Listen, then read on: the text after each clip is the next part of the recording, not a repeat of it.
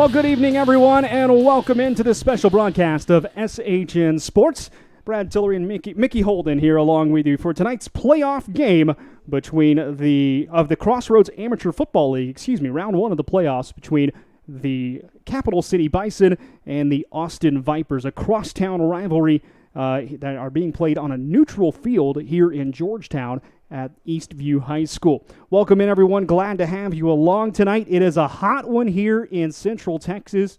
Currently, right about 90 degrees as we get towards kickoff. You can see the teams out there now doing the coin toss as we get set for this playoff game.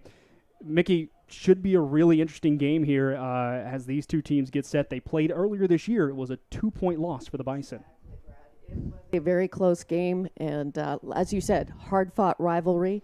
This turns out will be a good game, no doubt about it. Yeah, I was looking at the website today for the league. There's a lot of teams in the playoffs. I think about 10, maybe 15 total throughout the state of Texas. Just the way it shook out with the standings, that these two teams, rivals here in this area, are actually going to play each other here in round one. The Bison, winners of the Longhorn Division at 7-3.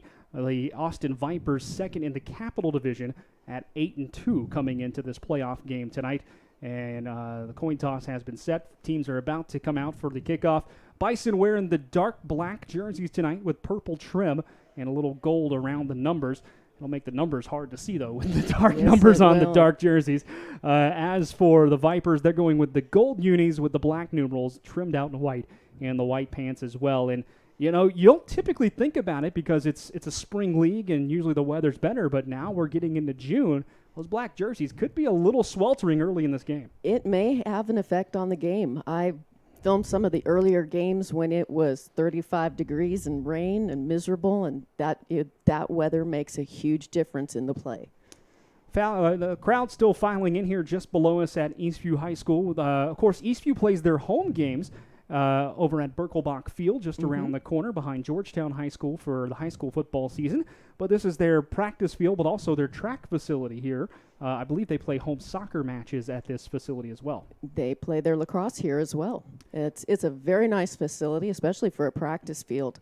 They do have a very nice setup here, and we appreciate their gracious hosting of us and letting us share the press box up here. We were before the game, I was speaking with the coaching staff from both teams. This is such an interesting concept because it is amateur football. None of these guys are getting paid to come out and play. And we're talking about how life just gets in the way for them, making it hard to schedule for practice. Or even today, I was talking with the Vipers coaching staff. A couple of their guys couldn't make it because they're brothers, and they're in a wedding today for their sister. They're always shifting guys around, playing shorthanded, having players cross-train positions. So I think that's such an interesting concept when you come to see a game like this. It really is, and I think it helps them stretch their skills, and it keeps the game and the teams more alive. It's very exciting to watch them as they grow throughout the season and expand their capabilities. Most of these guys on the field that you'll see today were playing high school ball, or have played high school ball, rather. So a good amount of talent that'll be out there today, as you can see the Vipers below in a huddle, jumping up and down, getting set to run out there for the opening kickoff near the 50-yard line, and the Bison on the other far sideline that you can see on the top of your screen getting set as well. And it's like we said, it's hot out here. Fans are kind of taking as much shade as they can underneath the press box here. Where they're lucky in the fact that the press box is on the west side, so the sun will actually set with adding shade to that side. Will definitely help, no doubt about that. Maybe not as good for the Bison, though, because that means the Bison will be in the sun much longer tonight, really, until the sun goes down. Depending on the way the position is, which field, the end of the field they selected, I think that will make a big difference. Whoever ends up with the south side of the field will be playing into the sun. And depending upon the length of the first quarter, they may get the brunt of it. Well, we're standing up here, for the folks with the national anthem. I'm going to step aside real quick, back in just a minute.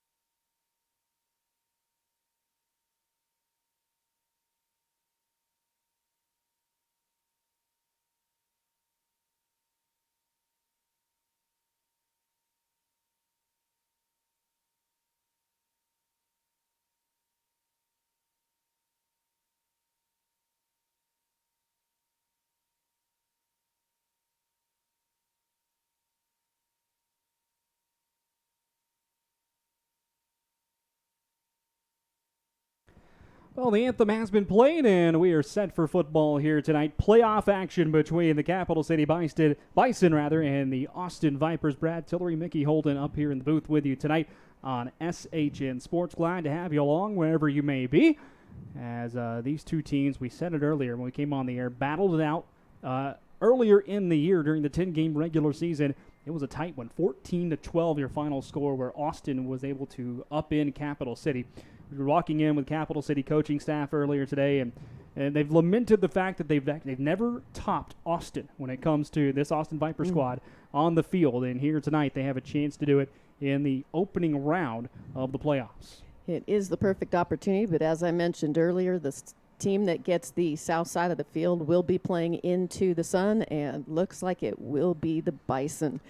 So hopefully the sun will not play too much of a role in this. I know the last time they played, the wind was the key issue for them, and they had to stick with the ground game.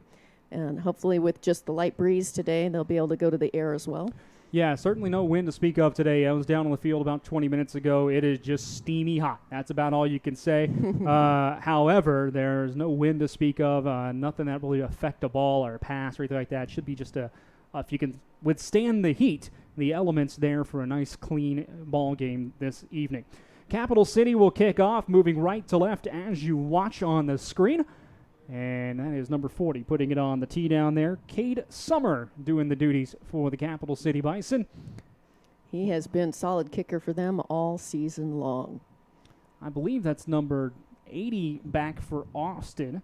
If it is, it's Jarvis Elder, who is the deep man. As Summer checks his teammates, runs up on it, and we are underway. Boot to leather, end over end kick high. That will be fielded at about the 4-yard line. A one-handed catch by Elder coming around to the near side, tripped up inside the 20, and he's taken down at the 18-yard line. Good coverage there by the Bison as number 22, Carl Stewart, came down with the tackle, and Austin will take over 1st and 10 from their own 18. Nice stop by Stewart there.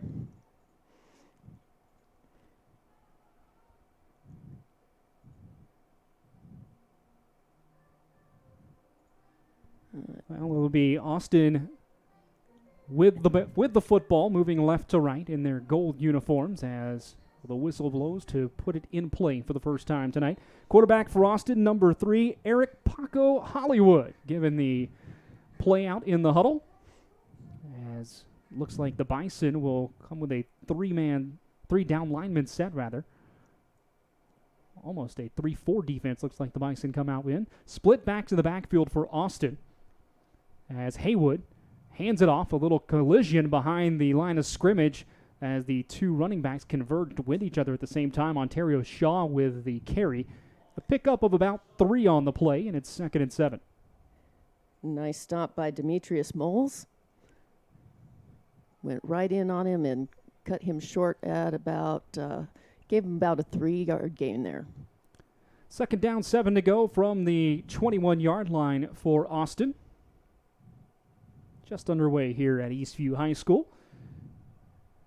As Paco Haywood, again with the split backs. 3 men in the formation as well from wideouts. Number 7, D. Allen, goes into motion. Handoff again, this time up the middle. Shake and bake across the 23, out to the 24-yard line. That was number 25 on the carry, Moss Mays.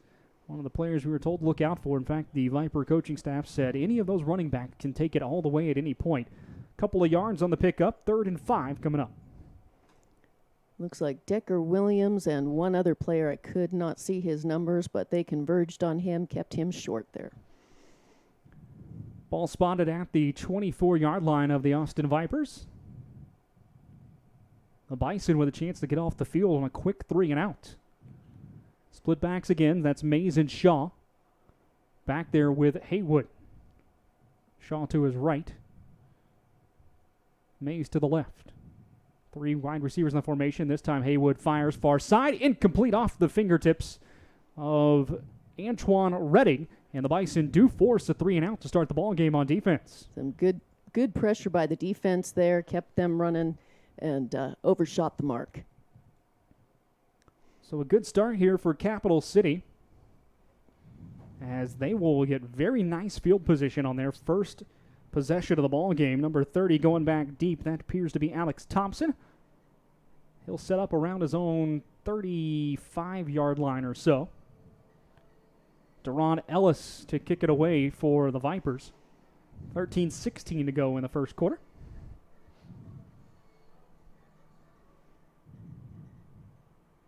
Vipers a little slow getting to the line of scrimmage here. Keep your eye out for some trick plays out there. You never know. It's playoff football. Anything can happen. Well, the Bison really crowding the line like they're coming after it. They are. The ball is fumbled in the backfield, and the Bison will take over at their own 5 as Matt Veach bobbled it, the punter, as the snap was a little bit low. He tried to get away and just get a foot to it. Couldn't do so. A host of Bison were there. I should say a herd of Bison were there. Absolutely. And Capital City will take over deep inside the red zone at the 6-yard line with a chance to go up early. The herd is charging early in the game. Hopefully we will see them score here very shortly. Nice way to put the pressure on and take advantage of that fumble. It's bad snap and rolled back about to the 5-yard line, and they kept it rolling.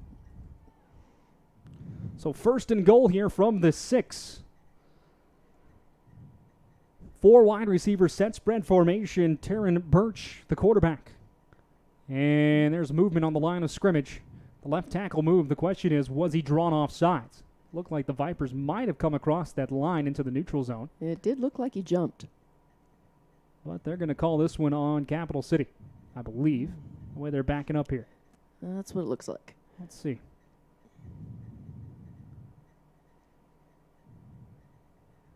They're still discussing this, and it is a false start. So we'll go against number 51, Francis Ula, and we're still first and goal, but now from the 11.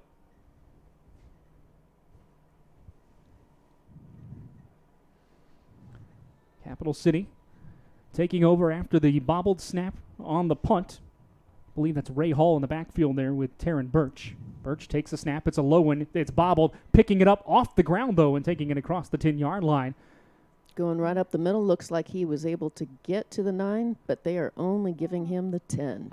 That's number 26. Excuse me. The numbers for the Bison a little tough to read. Some Braxton Smith, the ball carrier there. They are. It's just an outline of a number, dark on dark. It's hard to see. We will do our best to get you the numbers as we can. 2nd and 6 as Braxton Smith, the big running back there to the left of Taryn Birch. 4 wide in the formation, 2 receivers on each side. Birch takes the snap, and the whistle blows it dead as it was coming back. I believe might have a timeout called. Nope, another false start against the Bison. Quick whistle usually means a false start, sure enough. I think they're getting a little jumpy, need to settle it down, get focused. They've got a great opportunity here to get early numbers up on the board. Just need to settle down. Yeah, this drive started at the 6-yard line for the Vipers. The Bison have been backed up to the 15, all on penalties. A couple of false starts here. 2nd down, goal to goal from the 15.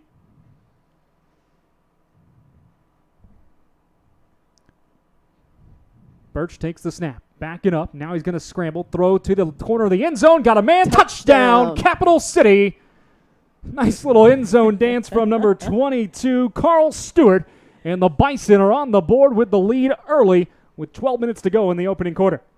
Nice clean pass there. There was no one near that receiver.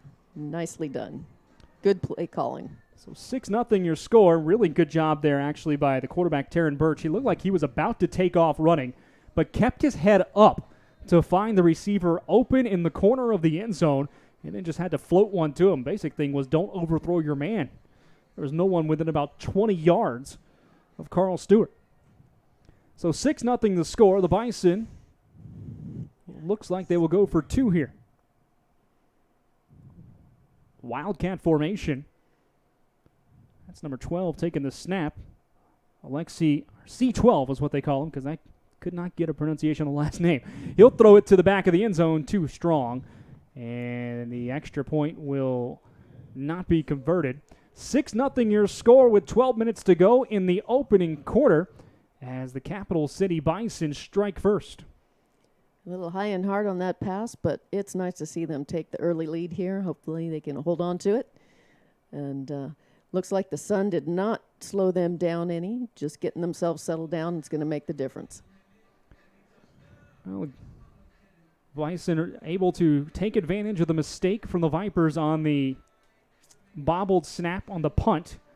Couple of penalties look like it might do Capital City in there early, but the touchdown throw from Taryn Birch to Carl Stewart with 3 minutes, just 3 minutes into the ball game, making it 6-0.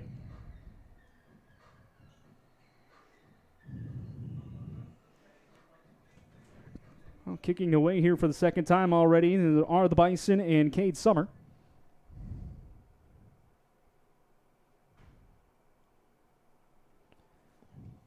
Summer with the whistle blown in, ready to play, checks both lines, runs up on it, and boots it away one more time. Low end over end kick, driving back inside the 5 to the 2, fielded out there by Carlton Boo.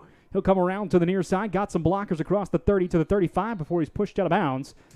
Good return there from Carlton Boo, and it'll be first down for the Vipers, taking over at their own 35.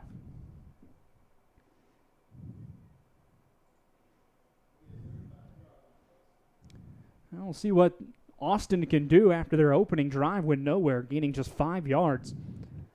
You know, definitely better starting position than they had during the last drive.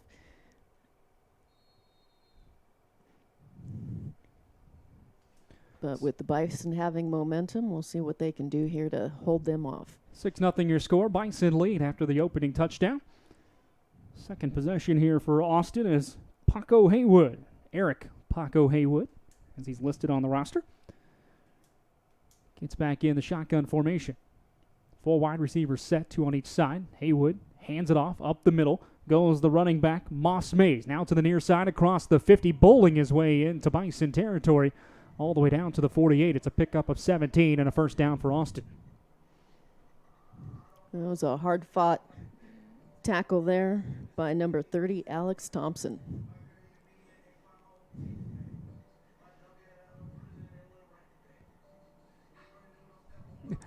Players for Austin with the music.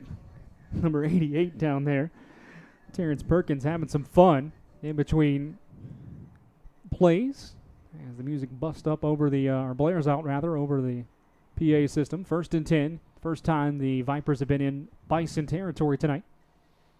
Snap back, flared out to the far side, caught across the 47, but no more. Good tackling out there by Capital City. And just a short pickup for the Vipers. Looked to be number 39 with the reception, Dawson Reisinger. Couldn't tell exactly the number on the tackle, but either way, a good play by the Bison. 2-yard pickup, 2nd and 8. Looks like 25. Tyree Watkins was one of the 3 of the herd that went in there and pushed him out. Good stop. Hold him for no gain. 2nd down, 8 to go. Moss Mays in the backfield there with Haywood. Nope. Haywood takes the snap. Looking near side, fires. He's got a man, and it's in and out of the hands. Defensive play there again by Drake Williams, getting his hands in on that pass and knocking it out of the grasp of Terrence Perkins. That'll bring up 3rd and long. It was a good read on his part. Got right there and ready for it when it got to the player, to the receiver. 3rd down, 8 to go. Vipers with the ball at the Bison 46. Capital City leads it 6-0.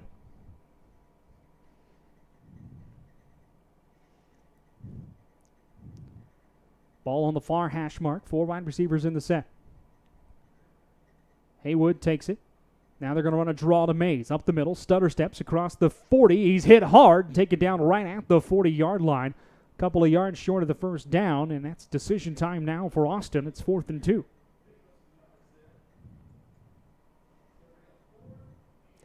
Looks like that was number 17, Desmond Gore, on the stop. Perfect timing. Keep them to 4th and 3. 4th and 2. Hard to see from here. 4th down, 2 to go from the 40. The Vipers will go for it. Their only success has really been on the ground so far, so be shocked if they don't run this thing. Although a bubble screen might be a play, and it looks like the Bison might have been drawn off sides. Contact was made Coming across the line of scrimmage there by Ula. And it is offsides and a first down for the Vipers.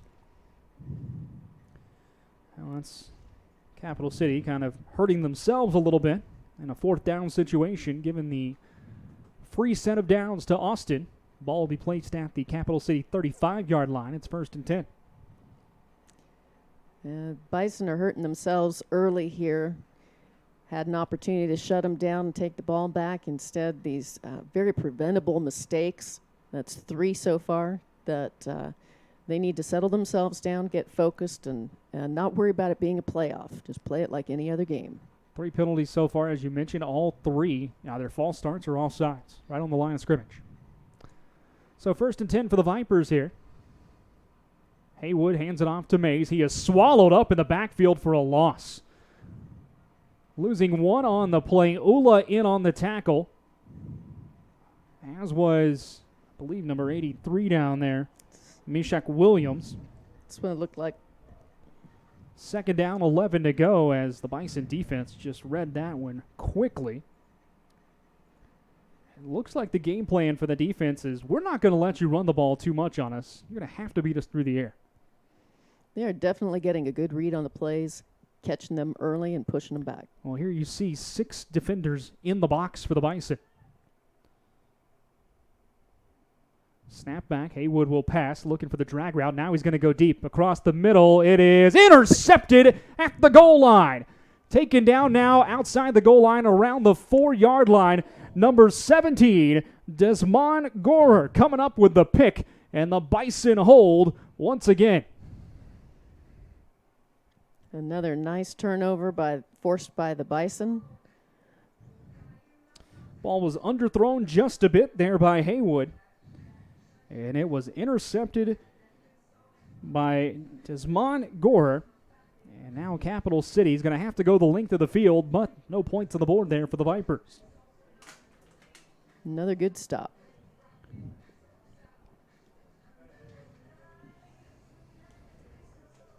And we are getting to that point where the sun is getting down towards eye level. As they take over, they will be going right into it. Hopefully won't play too much of a role. If they can keep themselves settled, they should be all right. 8:01 to go here in the opening quarter. 6-0 Capital City leads.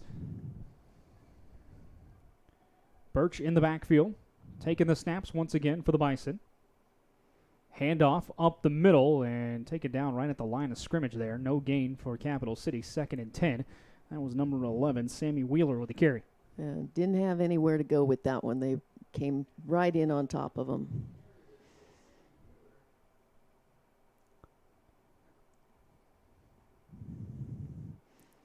Viper's going to huddle, or Bison going to huddle and think about it here. 2nd down, 10 to go for the Vipers, for the Bison. Big formation set, 6 men lost across the front of the line of scrimmage. High formation handoff to the single back, and across the 5 out to the 6, just a 2-yard pickup there. I believe that was Wheeler again. And it'll be 3rd down and 8.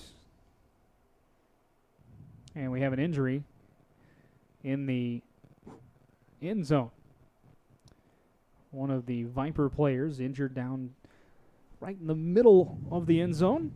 So we will have the staff attend to him. Hopefully he's doing all right down there. I have to wonder with the heat how much we're going to see cramping be an issue throughout this game till it starts cooling down. Yeah, and you see a guy down there in pain. Hopefully that's all it is a cramp.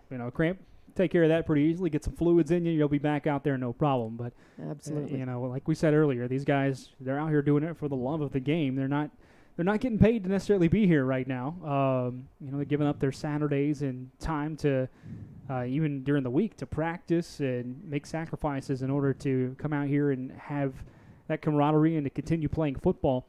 And so, when you do that, you take the risk of the injury as well and anything that might happen, and that financial risk that does come with that. Absolutely. But that really shows you the passion they have for the game. They're out here because they love it. And, if that means some risk, that means some risk, and they're willing to take it.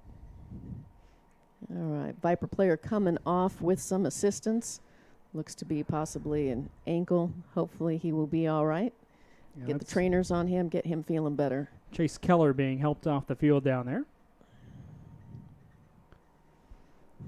Hopefully he will be okay. He's actually already starting to put a little weight on it, so maybe just a little rolled ankle or even a cramp. You never know.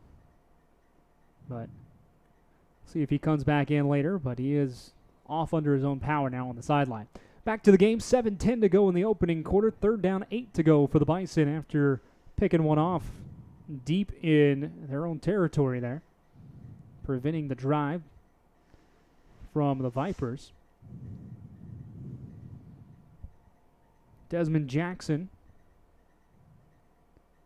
taking the snaps. Taryn Birch taking the snaps. Looking at the wrong roster there. Man in motion. 3 wide receivers set. And flag will be thrown. The man in motion, number 2, Chris Evans, really never came set. And when he stopped, he moved again. That's a false start. Ball will be placed at the 3-yard line, and they'll bring up 3rd down, and should be about 11. 3rd false start against the Bison already. 4th penalty overall. And once again, very preventable penalties here. You need to stay focused, and that's a personal responsibility type of penalty. They keep their head in the game. Birch surveying the field, takes the snap. Drops back, got a man coming at him, escapes now, coming out to the near side, or far side rather. Stutter steps, did he get out of the end zone? Yes, he did. They say the ball crossed out of the end zone just enough to avoid the safety. It brings up 4th down. Remember, it's the exact opposite of a touchdown. A touchdown, the nose of the ball has to cross the front portion of the goal line. For a safety, the entire ball has to cross the goal line. So the officials down there say, yep, the ball got out just before he went down. So it will be 4th down, and the Bison will be backed up all the way, about as far as you can possibly go to punt this one away. Yeah, he got a good stretch out there under high pressure with multiple Vipers on his tail there. Yeah, credit number 80 there, Jarvis Elder for the Vipers coming around the end. He beat his man right off the snap. Well, Capital City will have to punt this one away. Cade Summer, the kicker, is going to have to get it away quickly. He's got next to no room to work with here. Good chance for the Vipers to get great field position. Snap back, punt is away. It is high, not kicked very far, fielded at the 25. Out to the left side goes the return, and knocked down inside the 20 at the 18-yard line was Jamal Hartman with the return. And the Vipers are in the red zone to start this drive.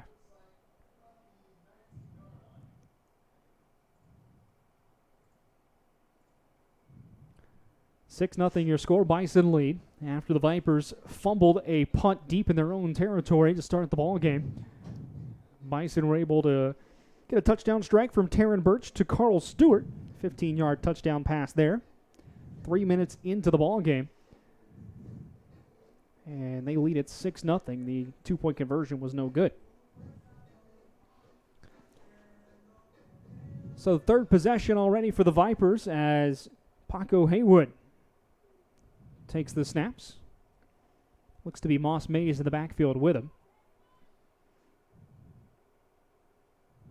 There's the snap. Handoff to Mays over the right side. Cuts it up. Across the 10. He will be taken down right at the 9-yard line. A pickup of 9 on the play. That's David Durbin on the stop. Should be 2nd down and 1 for the Vipers.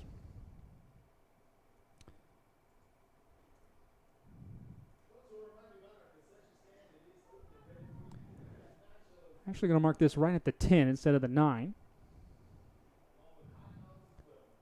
4:27 to go in the first quarter. They will leave Mays in the backfield. Looks like they're going to have a lead blocker for him this time, and number 34, Brandon Stokes. Well, they're going to split the backs, but for a second, the way they were coming out of the huddle, look, they might go I formation. They will lead block. This time it's Mays again. Across the 5, he's got the first down to the 4-yard line, and it's 1st and goal there for the Vipers. Decker Williams on the stop there. got him just shy there. They were cutting a hole up for him, and he was able to get him stopped before he got those last few yards. So first down, goal to go as Moss Mays in the running game for the Austin Vipers are starting to pick up here. See if the Bison can hold. Crowding that line of scrimmage from the defensive side. Handoff again to Mays. Bounces it out to the left side. He is in, standing up. Touchdown, Austin Vipers. Moss Mays puts it in from 4 yards out, and we're tied up at 6.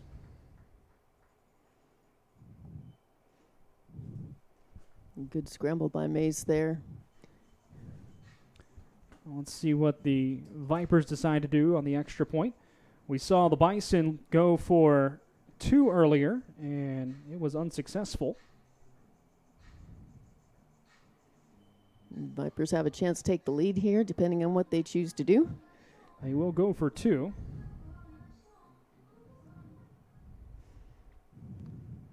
See, late man coming out back on the field, Corey Richardson. He'll line up at wide receiver on the near side. 3 receivers on the far side there. And in the backfield, Kevin Best next to Haywood. Haywood rolling left, looking for a receiver across the middle. He can't get there. Or was it caught? I never saw an actual. Did see a flag go there down was a there. flag, but I didn't see whether it was an incomplete or a touchdown signal. Because it looked like he might have had the ball. Looked like he dropped it, but not sure if that was an interference call or I did not see arms go up for a touchdown. Holding on the defense. I think they said he caught it. So the penalty.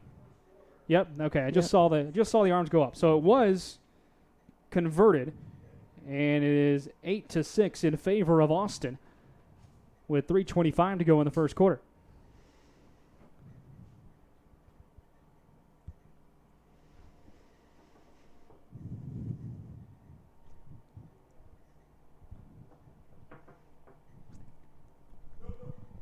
They said no good. No good. All right, it was no good. Looks like they will probably enforce that on the kickoff. Yeah, we're all up here in the press box trying to figure out exactly what happened because they never signaled good or no good. Now, that doesn't make sense, though, because if the penalty was against Capital City on a hold, unless they're saying it's a personal foul after the play, which is different. Right. But if it was a holding penalty during the play, you could replay the down. You would think. But the 15-yard penalty here, because kickoff will be from the 35, would tell me the penalty is likely a personal foul after the play. Okay, so 6-6 your score. Excuse us, folks. We're trying to figure it out here. And with the ball at the 50-yard line for this kickoff, the Vipers appear like they're going to try for an onside kick. Don't really have much field position to give up, so give it a shot. I don't know that the Vipers are lined up ready for it just in case. Well, and again, this is a perfect opportunity for them. The timing with the sun in the Bison's eyes, it's going to be hard for them to spot that ball as it's bouncing low. Well, they could still kick it away and deep, and they will kick it deep sure this enough. time. In over end, fielded, and a knee will be taken. So it'll be 1st and 10 for the Bison. The way they lined that ball up, though, it looked like they were going to think about an onside kick because the laces were actually kind of in. It sure did. They were lined up for it and looked Shows like you the how much I Bison know. Well, the Bison looked like they were waiting for it as well. So they kept someone back deep, ready for the kick. 3:25 to go, opening quarter of football here tonight in this playoff matchup between the Capital City Bison and the Austin Vipers. Glad to have you along on SHN Sports. As Capital City will take over their 3rd drive today. Haven't really had to gain too many yards, just plus 6 yards on their first drive because of where they took over. Then actually dropped a couple of yards their last one. 4 wide receiver set, a man coming across the formation in motion. As Birch in the backfield takes the snap. It is low, it's bobbled. Picked up, though, by the running back across the 25 out to the 30-yard line he goes. See exactly who that was on a 5-yard pickup there. It'll be 2nd down, 5 to go. Looks to be number 25, if I'm not mistaken, Tyree Watkins. Nice recovery on his part there.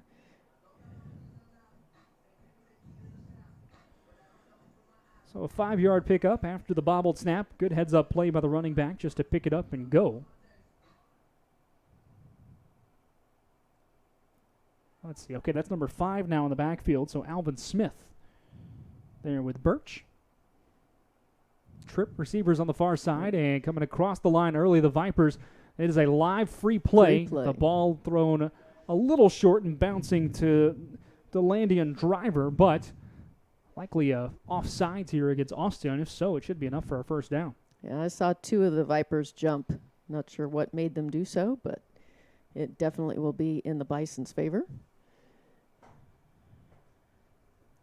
Long discussion here, though. I was going to say, the refs are in deep thought about this one. And just a replay down, or they're not going to, that was just okay, they're going to say third down.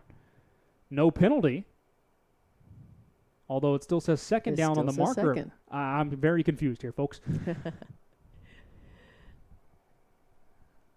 Well, we'll see. It says second down on the marker on the far side, so that's what we'll stick with. Second down, 5 to go.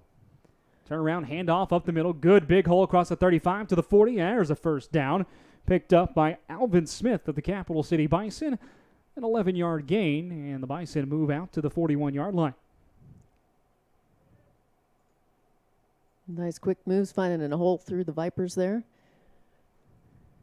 Taking advantage of that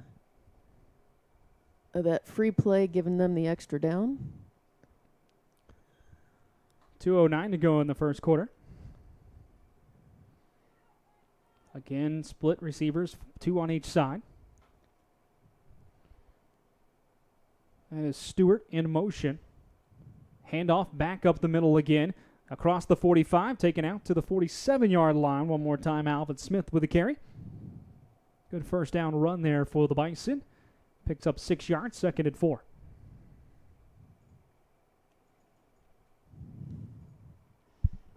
Six ball game.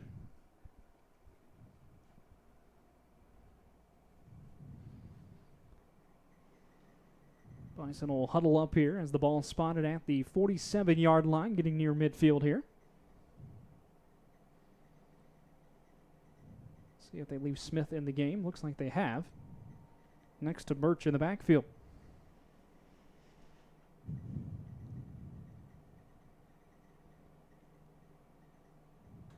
Three wide receivers on the near side now.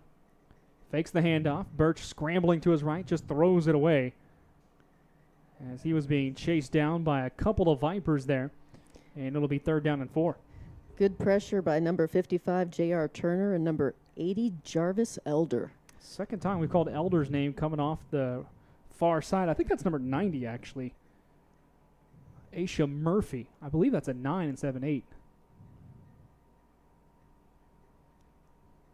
It is. I see Elder on the sideline. So okay. That's number 90. That is number 90. Good catch. Just under a minute to go now in the first quarter. Third down, 4 to go for the Bison.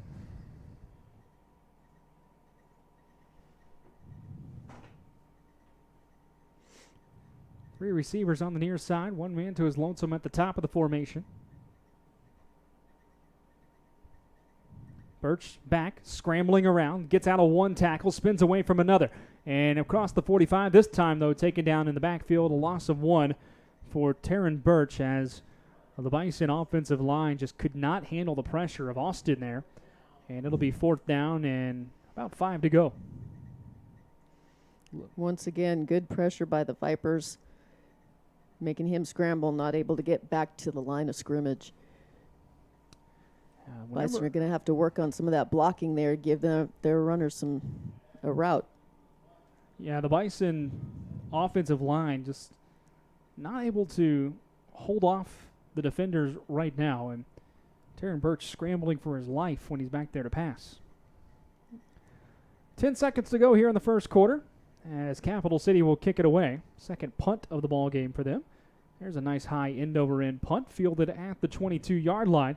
Coming around to the near side across the 30 to the 35, now the 40, down the sideline, tiptoeing to the 50, stays in bounds across the 50 to the 45, out to the 41-yard line. Nice return there for the Vipers for Jarvis Miniweather coming across, and that is how we will end the opening quarter of play. So after 15 minutes here at Eastview High School in Georgetown, round one of the playoffs, Capital City and Austin have played to a stalemate. 6-6 your score. Back in just a minute with the second quarter. This is SHN Sports.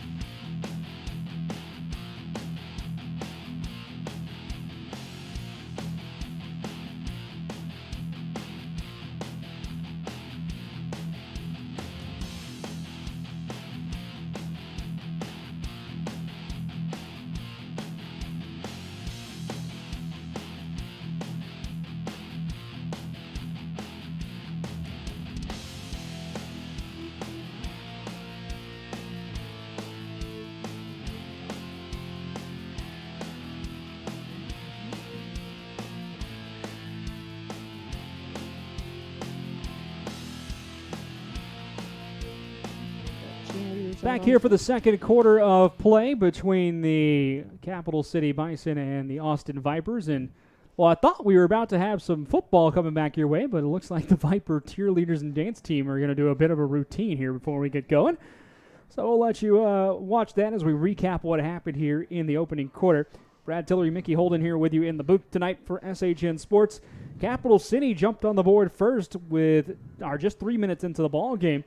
They took advantage of a bobbled snap on the punt deep in the Viper territory as the Austin Vipers bobbled the snap. Taryn Birch found Carl Stewart for a 15-yard touchdown pass. 6-0 your score. Capital City could not convert on the extra point on a 2-point conversion. It was a couple of teams just kind of going back and forth a little bit. A couple of some errors on both sides before Austin was able to put together a short drive after getting great field position inside the 20 to start that drive. And for the Austin Vipers, Moss Mays kind of did it all in that drive as far as gaining yardage. Finished it off with a 4-yard touchdown run. Extra point, 2-point conversion was no good. And that's where we stand, 6-6 after 1 quarter of play here at Georgetown tonight. Both teams have had some strengths and some weaknesses. See if the Bison can keep themselves settled down. They had a rough start with multiple false starts or offsides calls, which obviously are very preventable. But then it seemed to switch. Vipers were doing the same. So hopefully they have switched roles now. And see if the Bison can work on their blocking here, open up some more spots for their runners.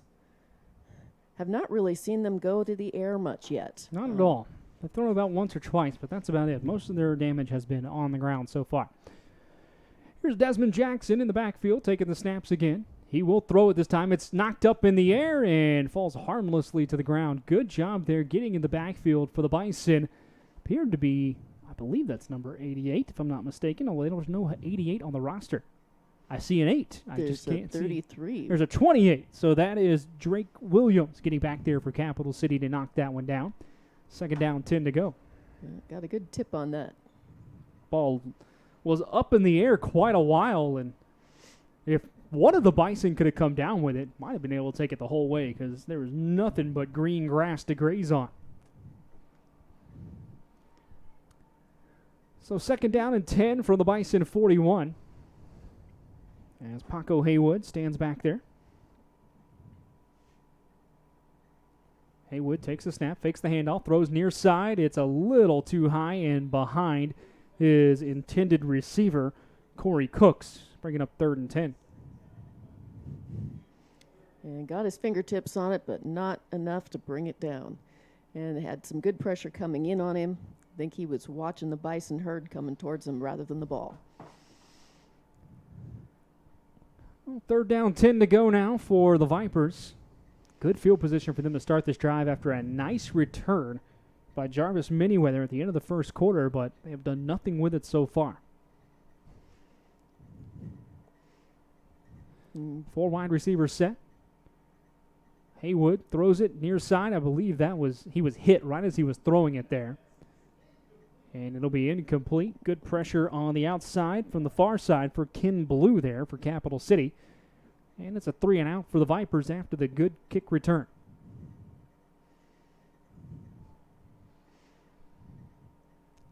Going back deep to field the punt here for Capital City is Alex Thompson.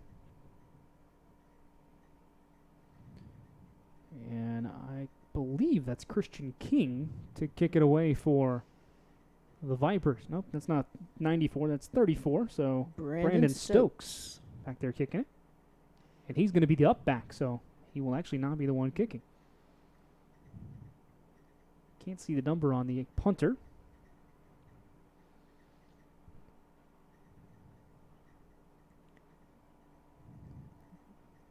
6-6 your score as the Vipers will punt it away here with 4th and 10. Ball's low, and the second time on a punt attempt, the ball will be bobbled low. It gets the pass away. Does the punter, number 16, Matt Veach. A really good job of doing heads-up football on his part, because if he's tackled, that's about an extra 10 yards or so for the Bison. Instead, he's able to at least shovel one out there.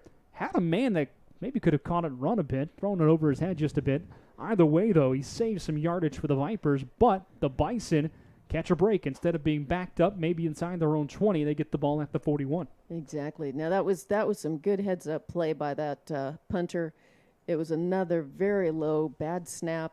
Easily could have been picked up by the Bison and run in. Good job picking it up. I don't think his receiver was anticipating having something thrown at him. So just keeping it off the ground and away from the Bison. He did a nice job. 6-6 your score. The Bison back with the football here. First time they've had it here in the second quarter.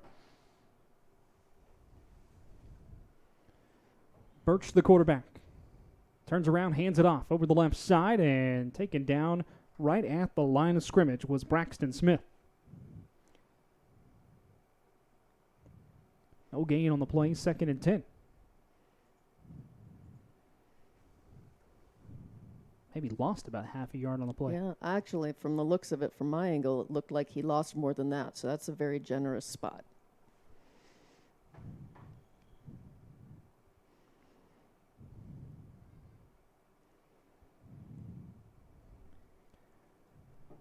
Second down, 10 now for the Bison.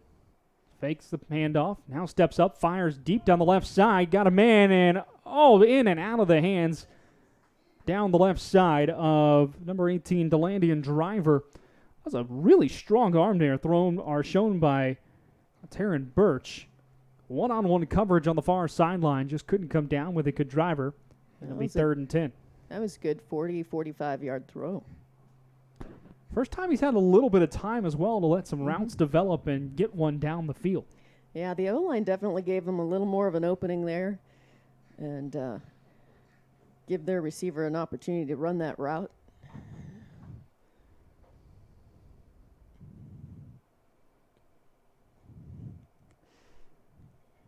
Six score, 3rd and 10 here for the Bison. Moving out to the left is the quarterback Birch, and the throw intended across the middle and incomplete. I believe he was looking for Driver again. Yeah, it looks like he was trying to do more of a short screen pass, but hit the grass instead of the player. Once again, the Vipers bringing some good pressure. They've definitely kept the Bison on their toes tonight. 13-18 to go in the second quarter as both teams go 3 and out with their first possession here in the second stanza.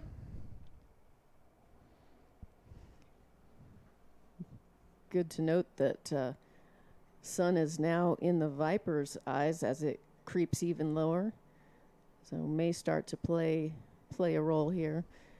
At the quarter, we did see one of the Bison go down, so again, heat may be playing a role out there. Well, here comes the punt away for the Bison. Boot to leather, and it is pushed away. Nice bounce there for Capital City as it goes out of bounds. inside the 40 at about the 37-yard line, and that's where the Vipers will take over.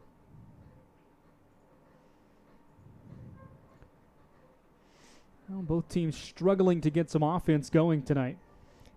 Neither team really seems to have any momentum yet. Let's see if we can get something rolling one way or the other here. Had some good pressure on both sides.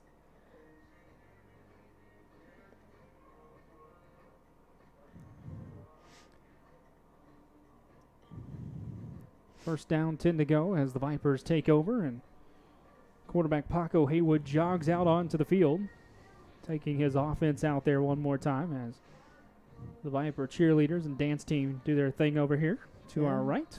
And the linesmen scrambling to get into position on this side. Always good to see when the refs are in as good or better shape than the players. Well, the refs, you got at least, first time I've ever seen it outside of a practice, but at least they get to wear shorts tonight. Yeah, that's a good point. 3 wide receivers set on the near side for the Vipers. Handoff up the middle. That is to Ontario Shaw. Breaks a couple of tackles across the 40 out to the 42-yard line. Pickup of about, I believe, 7, maybe 6 on the play. It'll be a 6-yard pickup, so second down and 4 to go. Finally tripped up. Can't tell if that was 28 or 29. And 24, Decker Williams. Haywood, the quarterback. Shaw, the running back, to his left.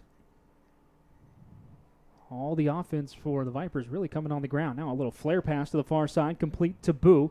He'll go around the far side, across the 50 into Bison territory, and he's out of bounds at the 46-yard line. First down there for the Vipers, and they are marching really for just the first time tonight. You've seen them move out there. Remember their touchdown drive, they took over inside the 20-yard line.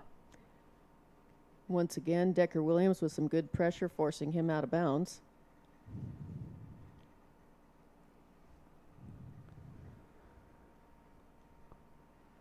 First and 10, Vipers from the Bison 46. Handoff up the middle to Shaw. Pushes his way out to the 41. Pickup of 5 on the play. Second down, 5 to go.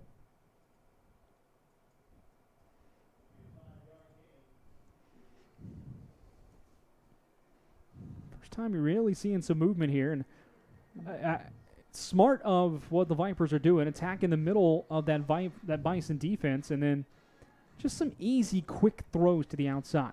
Yeah, short snaps, getting the and fairly short huddles. They're not having a long conversation about it. Second and 5 here. Hand off to Shaw again. Big hole over the 40. Bounces it outside to the 35, down the sideline to the 30. All the way out to about the 22-yard line for Ontario Shaw. And another first down pickup for the Vipers. That will be a pickup of about 19 yards on the play. Looks like that might have been Christian Levy, number 27. I'm really having a hard time seeing those numbers tonight. They are a broadcaster's nightmare when you have dark numbers on dark uniforms. Want to give the right players the right credit. They are playing hard out there, putting their hearts into it. Haywood in the backfield. Looks like they're going to give Shaw a breather here, and Moss Mays, that's, I believe, coming in, and flag comes down. I saw some Bison move. The question is, were they drawn off sides? It looks like it's most likely a false start. Nope, that will go against Capital City. It Contact will. was made on the line of scrimmage. So first and 5 now for Austin, as that moves them inside the red zone. Yet another one. They have given up too many yards on these preventable penalties here. 10:25 to go here in the second quarter. 6-6 score. Austin marching here with the football. That's Taz Sanders in the backfield. Snap, throw, near side, complete to Boo. Makes first man miss, across the 20 out to the 18-yard line before he's taken down. Mishak Williamson, great stop right there. Looked like maybe a pickup of 1 on the play. No gain. I don't see the sticks really moving, so. That was a very high pass snagged by Carlton Boo, but he slipped on that on the catch there, and Williamson took advantage of it. Second down, we'll call it 5 to go. Haywood pointing out the defense. Takes the snap, fakes the throw, now goes deep to the corner of the end zone. Got a man, it's caught, but out of bounds. Terrence Perkins came down with it in the corner of the end zone, but just couldn't get his foot down. Good defense, actually, there by the Bison to not give him room to come down without forcing the penalty, trying to figure out exactly who the number is there. But either way, really, really well done by Capital City. And it'll be 3rd down and 5 to go. Excellent pressure pushing him out. He was trying to drag that toe in, but just was not enough. Looks like that is number 30, Alex Thompson. Yeah, good play by Thompson. He was right on him the entire time. Perkins went up with an athletic catch, but the way Thompson had him played, he just couldn't come down in territory. There's a handoff, and wrapped up and taken down on a short gain is Kevin Best. He gets out to the 16-yard line, and it's 4th and 2 for the Vipers. Decision time for Austin. Pressured by 33, Brandon Majors, and taken down by number 20, Ray Hall. Would expect Austin to go for this. I haven't seen either team line up for any kind of kick yet, as far as a field goal or an extra point would be concerned. And they will line up to go. Here's Haywood in the backfield with Best to his left. The Bison crowding the line of scrimmage here. 4th and 2, handoff to Best. Around the right side, cuts up. He's got a first down all the way out to the 16. And the Bison will move the Vipers will move the chains. Good play calling there. Either way, it's going to be better positioning than a punt. Well, that brings up the first down. Got them the first down instead. Ball spotted at the 12, so the Vipers can pick up another set of downs without needing the end zone here. And Bison being pushed farther back, right up against their end zone.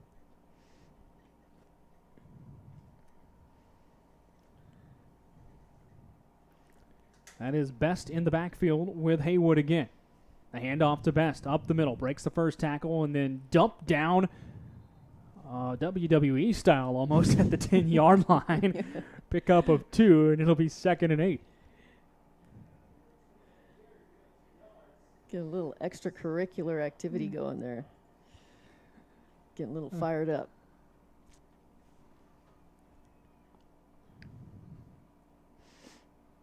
Substitutions coming on for the Bison on this hot evening in Austin, as we are in June, but still not technically summer just yet. A few more weeks to go for that. Sure does feel like it. Paco Haywood, the quarterback, takes the snap. Handoff to Mays, up the middle, and makes the cut all the way out to the 5 there. As Moss Mays, who's I think been the best running back for the Vipers so far tonight. He's been very effective when he's in there. Kind of brings up 3rd and short. He's been solid and consistent, picking up about 7-8 yards a run. 3rd and 3 here, and you would expect that this is 4-down territory for the Vipers. They are deep in Bison territory at the 5.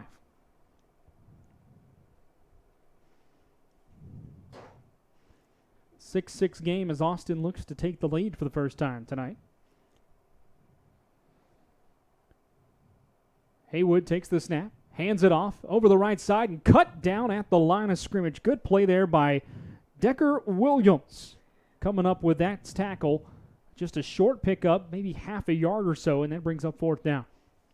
Good sliding tackle. We have called his name a few times tonight. Doing a good job keeping the pressure on the runners. Well, for the second time on this drive, it brings up 4th and 2 now as the Bison have a chance once again to get off the field without harm done.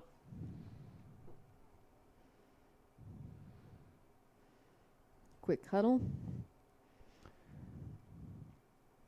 Power I formation set up, and time will be called by the Bison. So Capital City seeing that formation for the first time tonight as Austin has actually been playing that spread formation pretty much all night long. They've lived in that. And then they come out needing 4th and 2 and get into a power I, which you don't see too much these days anymore. You don't. I miss it personally. But you don't see it too much, and threw the Bison coaching staff just a little off guard, so they'll take their first time out of the half with 5:47 to go before the break. It's good to see them mix it up a bit, keep everyone on their toes. It'd be interesting to see how they choose to do this. Are they going to go for it, or are they just trying to get that first down again and give themselves more downs to play it the way they want? Well, they need at least 2 to keep this drive going, do the Austin Vipers. 6-6 your score as Capital City struck first in this ball game 3 minutes into the contest before Austin scored with 3:25 to go in the first quarter. And that is where we stand. Decent little crowd filed in here tonight. Yeah, now that it's cooling down, you see more folks coming out. Bison have done a good job on this short yardage stop here. See if they can keep that plan going here, depending on what they end up calling for the Vipers.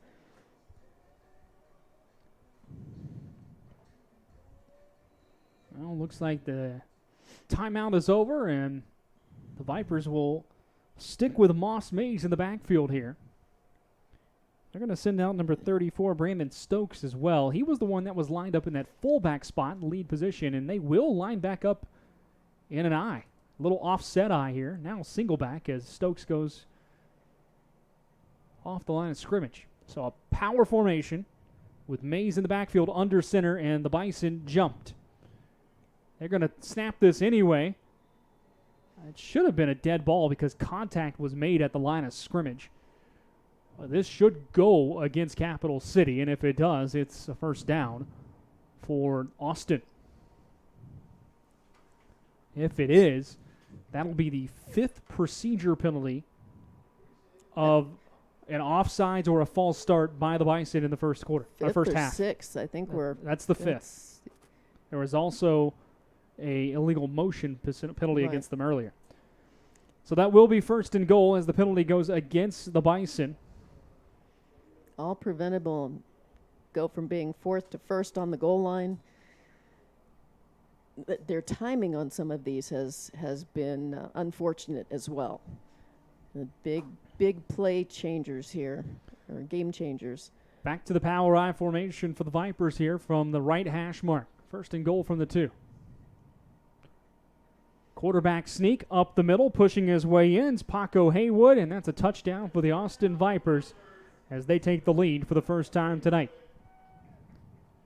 12-6 your score with 5:24 to go in the first half. And we'll see if the Vipers go for 2 here.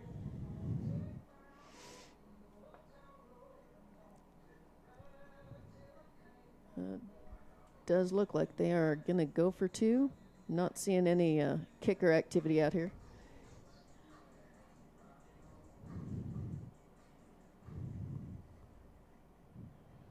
Well, they line up for the 2-point conversion, and back in that same formation, you could think about a similar play because the last play was just from 2 yards out. Here's the snap. This time they'll turn around, hand it off, and taken down in the backfield there was Moss Mays. Good play by the Bison defense to come up with that one as Mays had nowhere to go, and the score will stay 12-6 here in the opening quarter, or opening half, rather. Looks like that was number 29, Justin Doherty. There was one other on the play there I could not see, but that was a good stop. 5:24 here in the second quarter. 12-6 your score as the Vipers now have the lead. I apologize if you've been watching and listening along. I forgot to put second quarter on our scoreboard here. You think there's a crew of a bunch of people up here making all this stuff happen. It's 2 of us, folks. We are it. We are it. I'm over here doing the play-by-play along with running the board and making sure that the down to distance that you can see on the scoreboard is accurate. And updates coming through there for every play. And Miki over here running our camera for us and troubleshooting any issues along with doing color and spotting as well. So It is jack of all trades time up here in the press box. That's the way we roll.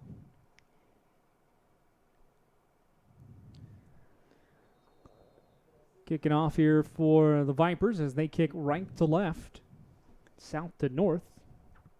We have 3 Bison deep. Running up on it. Kick away from Matt Veach and fielded by the Bison inside the 10. Out across the 15 to the 20. 25 out to around the 30. DeAndre McKinley before he's taken down at the 34-yard line or so. Nice return there for the Bison. Nice job scrambling for those last extra yards, though it looks like they may not give it to him. See where they officially mark him out at. They're actually going to put him all the way back inside the 30 at the 29. So 1st and 10 here for Capital City. Let's see if they can get a drive going. Capital City really has not had that sustained offensive drive yet tonight. As I said earlier, neither team has really had a whole bunch of momentum until that last drive by the Vipers. They really did seem to get on a steady roll.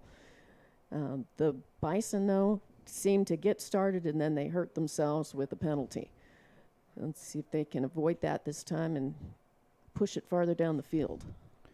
One of the Bison, Alvin Smith, a little late coming on the field here. Now he's getting the play call from Taryn Birch. Smith is in the backfield.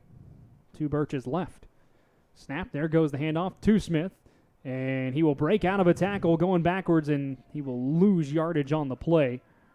Almost would have behooved him to go down on the first hit.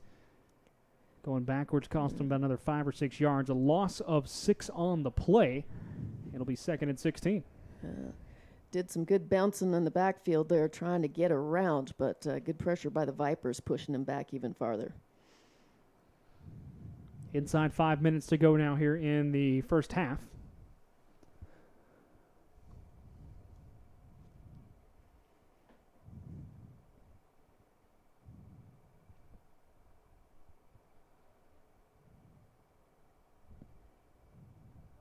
Birch pointing over to the right as the man in motion across the formation is Roosevelt Nolan. He sets up in the slot. Snap to Birch, fakes the handoff, steps back, now comes up. Looking for a man downfield, everybody's covered, flag down, throw to the near side, incomplete. Looking for Chris Evans there on the sideline. And I assume this is going to go against the Bison and will. It's a hold. And I wouldn't be shocked if the Vipers decide to decline this. 4:11 to go in the quarter, in the half rather. It's already 2nd and 16. This would bring up 3rd and 16. It might be better to just let this one go and get the ball back and give your offense a little more time. But instead, they will take the penalty. They will take it and let them keep the down. 2nd and 26 now. There we go. Roughly. I didn't go to school for math, folks. I'll tell you that right now. Should be about 2nd and 26.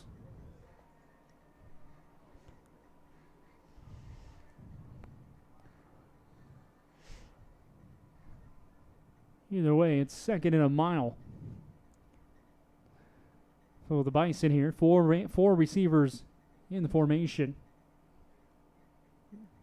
And the Vipers are doing everything they can to just keep everything in front of them, taking away the short passing game. Scrambling around, there's a quick dump off to the far side and taken down at the 10-yard line. Another loss of yardage on the play for the Bison. And that'll bring up 3rd and 30. Lots of pressure in the backfield there. They're avoiding the sack, but they're not able to get that forward motion at all. Well, that's where the Bison need to adjust their game plan a bit. If they're getting beat on the line of scrimmage and the Vipers are able to get in the backfield so quickly as timeout is called here by Capital City, it might be something Capital City wants to think about to go for the quick pass. Try to beat that blitz with a quick pass out to a screen or whatever the case may be. Get the ball quickly into your playmaker's hands and let them go. Exactly. They're definitely drawing the Vipers towards them. Perfect opportunity to take advantage of that and toss it just a little past them and find that green.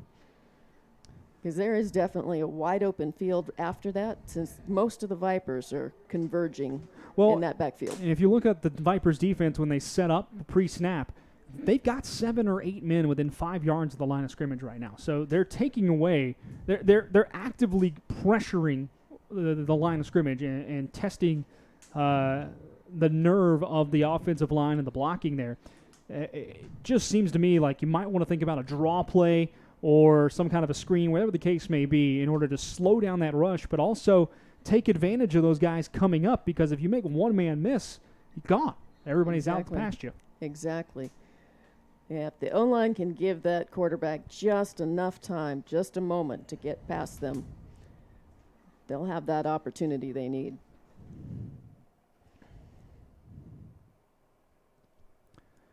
So it's 3rd and 30 with 3:15 to go here in the second quarter. 12-6 your score. Vipers lead over the Capital City Bison here in the playoffs. Round 1 of the playoffs tonight. We know Taryn Birch has a cannon. He just hasn't had time to show it off. Here he drops back, steps up, got a man across the formation, caught, and then out of the hands, hit really hard. Was number, I believe that was 18, Delandian Driver, who had the ball, but he was knocked out of his hands. Good hit there, but good timing on the hit, though. Right as he was bringing that down, it made that big hit.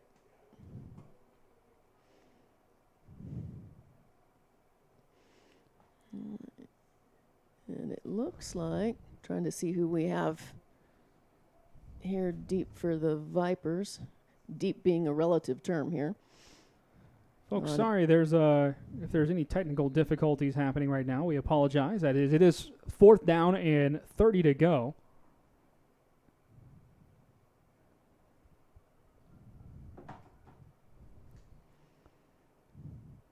We've got 2 Vipers back at the 41 and 48 to receive the punt. Punt away. It will be a short one. Bouncing for the Vipers, fielded, now fumbled, and ball will go out of bounds there. Brandon Stokes tried to field that one, and interesting that he would do it because it's a live ball. If you mishandle it somehow, the moment you touch it, it becomes a live football. But had a bit of a bobble there as he was trying to bring it down, and was able to keep it and get it going out of bounds, putting them at the 21. Oh, really good field position here for the Vipers as they have the ball at the 21 of Capital City with 2:55 to go in the first half.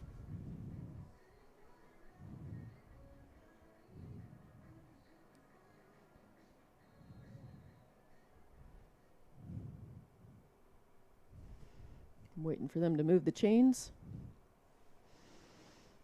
There we go. Chain now set up as Austin will take the field again under the direction of Paco Haywood. Haywood hands it off to the left side. That is Kevin Best with a football across the 20 to the 15 near sideline, out to the 10 before he's taken out of bounds. First down pickup for the Vipers and Kevin Best. Ball will be spotted at the 10, and it'll be 1st and goal. Alex Thompson making that save right there probably saved the touchdown.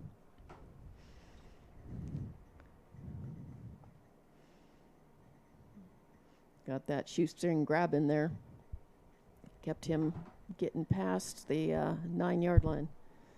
Well, 1st and goal. Again, folks, if you're watching, apologies. We're having some difficulties with the video. That's being fixed right now, and we will have it ready to go here soon.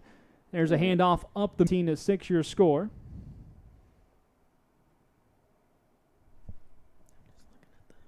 I know. I'm just seeing if it's working or not. Waiting for the 2-point conversion try here.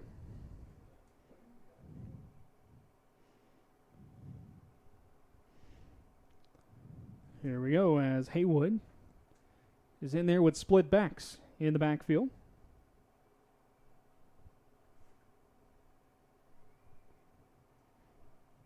High snap, hand it off. And that high snap, he tries to pitch it back. Now a forward pass. It's complete, and it's a 2-point conversion. Okay, I got to give him props on good. that. That was a good recovery there. I have That's- never seen anything like that. I have not. And they kept their cool, kept their head in the game, Well- able to snag it. That should have been a fumble, should have been a stop. Here's the thing. The ball never crossed the line of scrimmage. That's right. So because the ball never crossed the line of scrimmage, you can throw it forward. Exactly. So on the pitch back, it allowed the ball to be thrown forward, and that's why that's a good 2-point conversion. 20-6 your score. It's a 1-point conversion or 2? Should be 20-6, I believe. Yeah. Yeah, it That- was too. So There we're we go. having discussions with the scoreboard operators over here. So 1:08 to go. 20-6 your score. 2-point conversion good on one of the wildest 2-point conversions you will ever see. I don't think that was a designed play. I think that was some good heads-up play by the Vipers there. And we apologize. We are still having some video issues. Yeah. Apologies, folks. So Um, just take care of it. What we're saying. I promise you it's right. 20-6 your score. We'll have everything fixed up as the end-over-end kick is fielded at the 15-yard line across the 20 to the 25. And taken down there is number 18, Delandian Driver. Looks like we've got one player And, down. yeah, players and it is down. Driver, and he lost his helmet, but it looks like he's having hamstring Yeah. Holding issues. that back of that right leg is Driver. And hopefully, once again, that's just some cramping. You'll see that on these hot nights. So 20-6 your score. We are 59 seconds to go, or 59 seconds away rather from halftime, as the Vipers lead the Capital City Bison. And Bison will have work to do to get back into this one. Looks like the video has been fixed, folks. Sorry about that again. We apologize for the technical issues. As Driver is helped off. Looks like they tried to do some stretching. Seems to be paying off now as he tries to walk it off. Looks like they are going to re-kick. Yeah, penalty Right. there. I think a penalty was called against the Vipers. Yeah, they are And pushing yeah. him back. So the re-kick will happen here. And a chance for another return for Capital City and maybe better field position.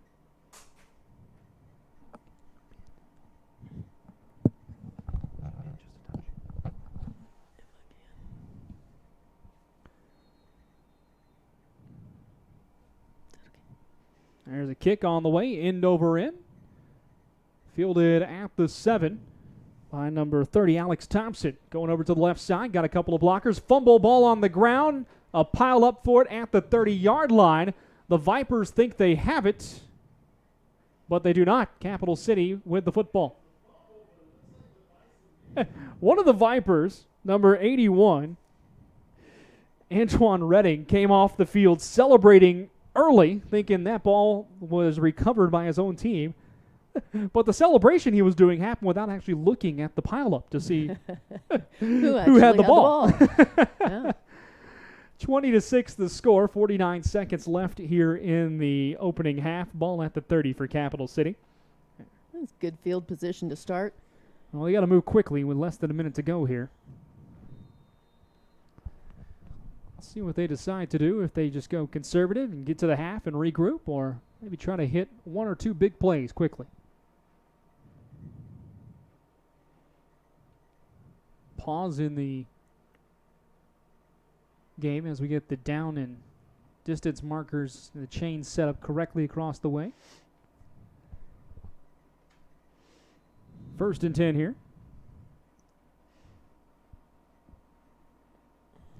Taryn Birch.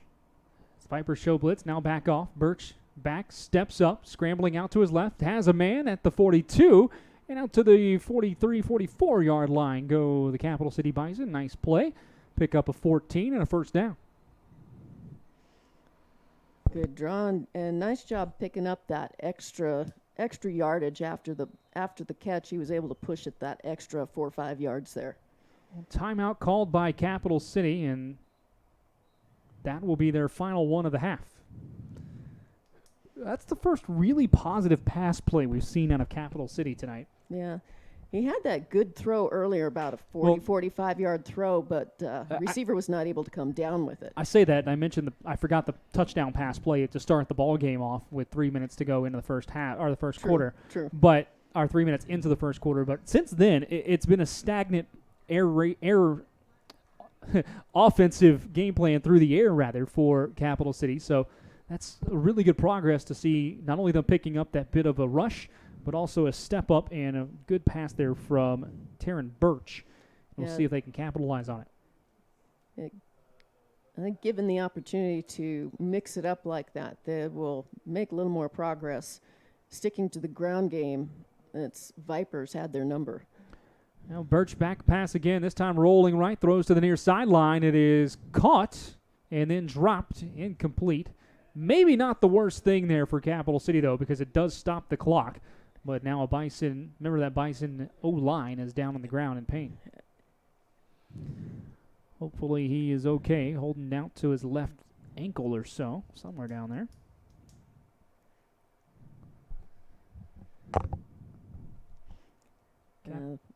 These boys are playing hard. They're putting their hearts into it. And this isn't just a rec league to them. This is hardcore football, and they're going to give their all. And you're going to see them put it all out on that field. 20-6 as Capital City had a 6-0 lead early in this ball game, but Austin has stormed back with 20 unanswered, including 2 touchdowns in the second quarter. Vipers have played a fairly clean game, only a couple of penalties. I think the Bison, if they can go into the second half with fewer penalties or none at all, is the ones they've had have been at key moments that could have easily stopped the Vipers from going forward, could have kept their game going forward, and they've really been hurting themselves. Certainly have the capability of winning this game, but they're going to have to stop defeating themselves. We'll see if the injured player there is able to get up on his own power or helped out here. Yeah. He is sitting up now. That's a good sign. It's definitely looked like a knee or an ankle type of injury.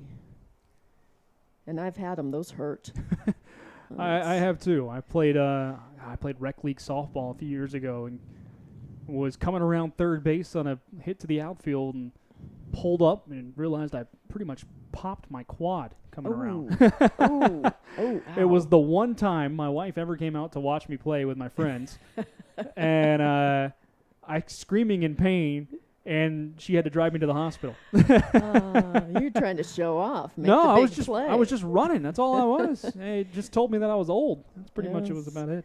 Yeah, it's tough when reality starts to hit like that, isn't it? Yeah.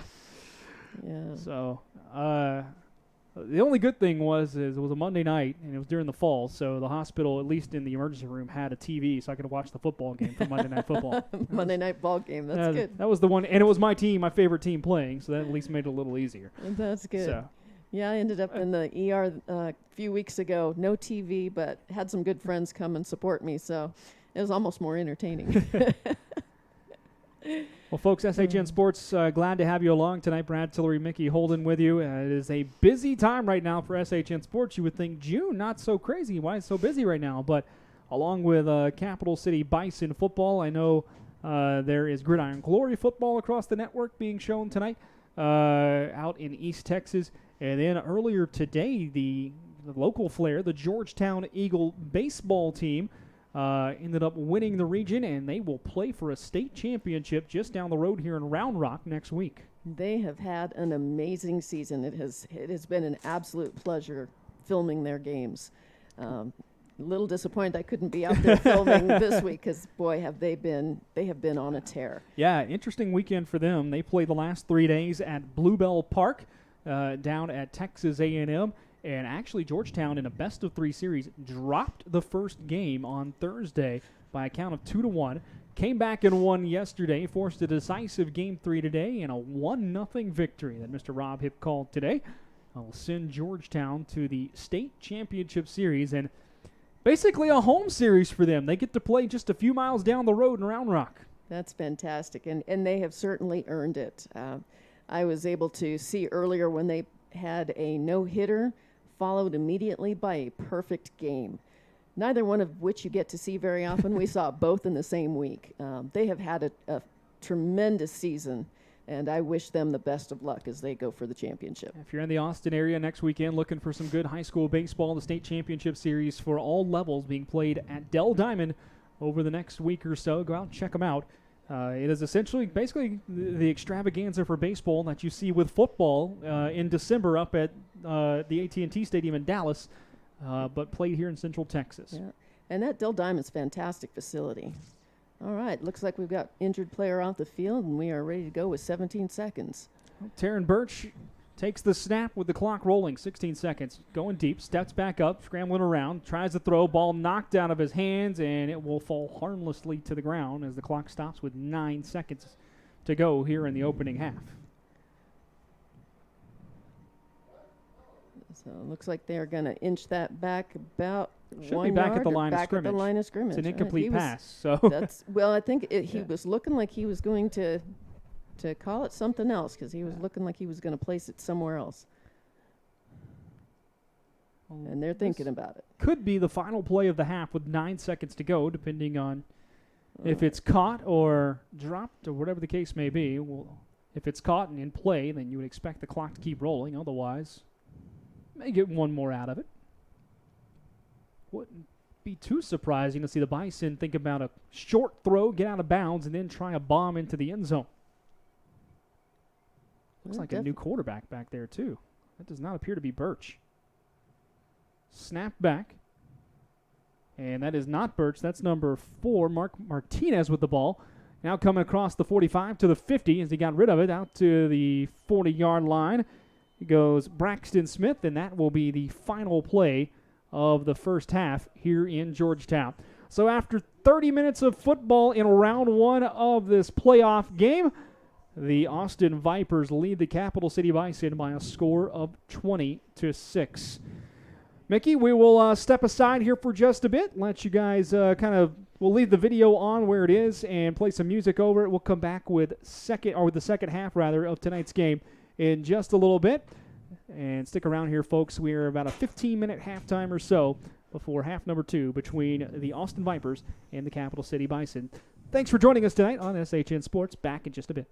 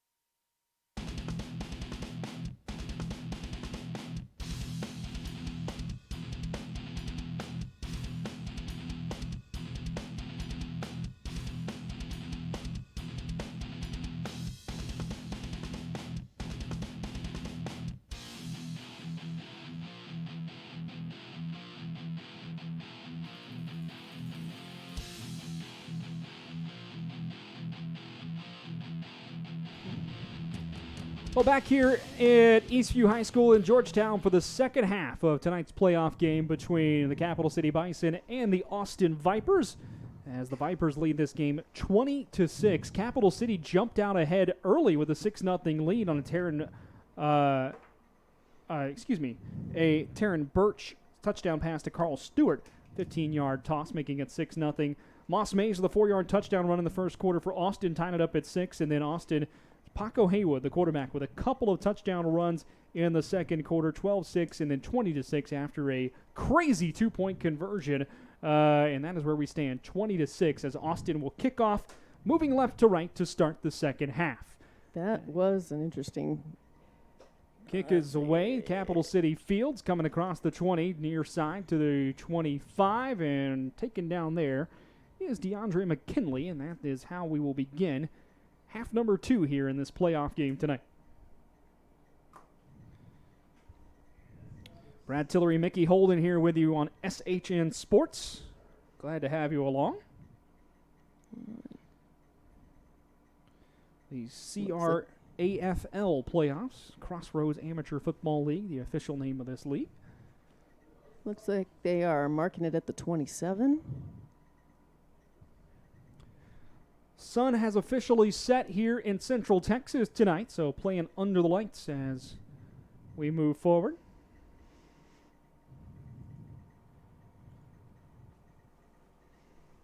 It'll be a 4 wide receiver set, 2 on each side for Capital City. They've played out of this formation most of the night. On near hash mark now. Looks to be number 5, Alvin Smith, in the backfield with Taryn Birch. Now 3 wide on the near side as they move a man in motion. Going into the backfield as well, number 22, Carl Stewart. There's a handoff. It'll be to Smith up the middle, spinning out of a tackle. And looks like he got about a yard on the play, so that'll make it 2nd and 9.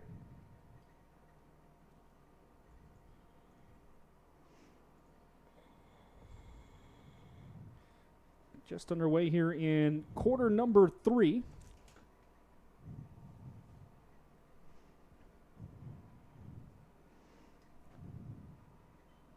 See if the Bison decide to open up the offense a bit here, as they got to get on the comeback trail down 14.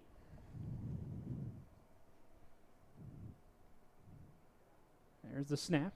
Birch running for his life in the backfield, just going to throw it to the near sideline. It's picked off, going the other way. It's in for the touchdown for the Vipers on a pick 6. Terrence Perkins takes it the other way for about a 24-yard interception return for a touchdown, and this game just got blown open. It's now 26-6. He was trying to avoid that hit and scrambling, threw off his back leg, and really was not aiming at anyone in particular. And that one's going to cost him. Well, Terrence Perkins with the pick 6. And the Vipers will line up to likely go for 2. That's what they've been doing all night long.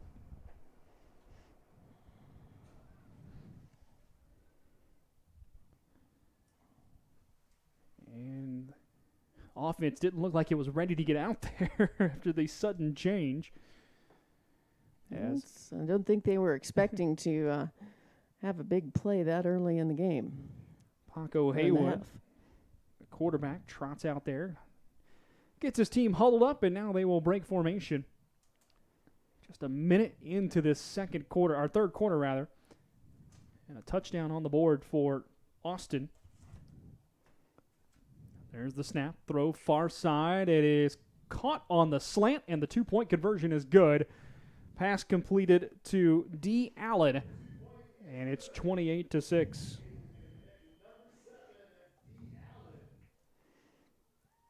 Well, the Viper pressure has paid off once again. Yeah, they've done a really good job, have the Vipers, of pressuring off the edges, especially in Taryn Birch has been running for his life at quarterback most of the night. And that time, it burned him. So 28-6 your score. We're just a minute and 2 seconds into the second half. And the Bison have a mountain to climb now.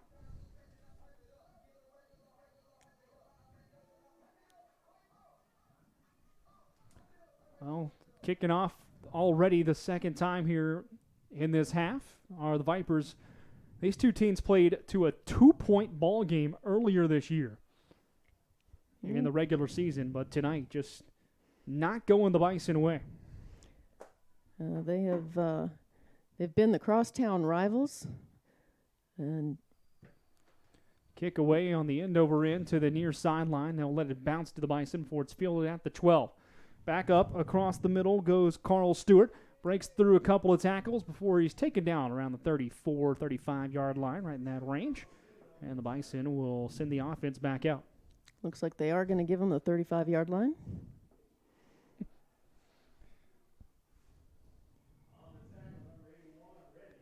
It's a nice job of scrambling for those extra yards there, too. Antoine Redding came up with that tackle, and after doing so, with the somersault and the spring forward coming up off the ground once he did it.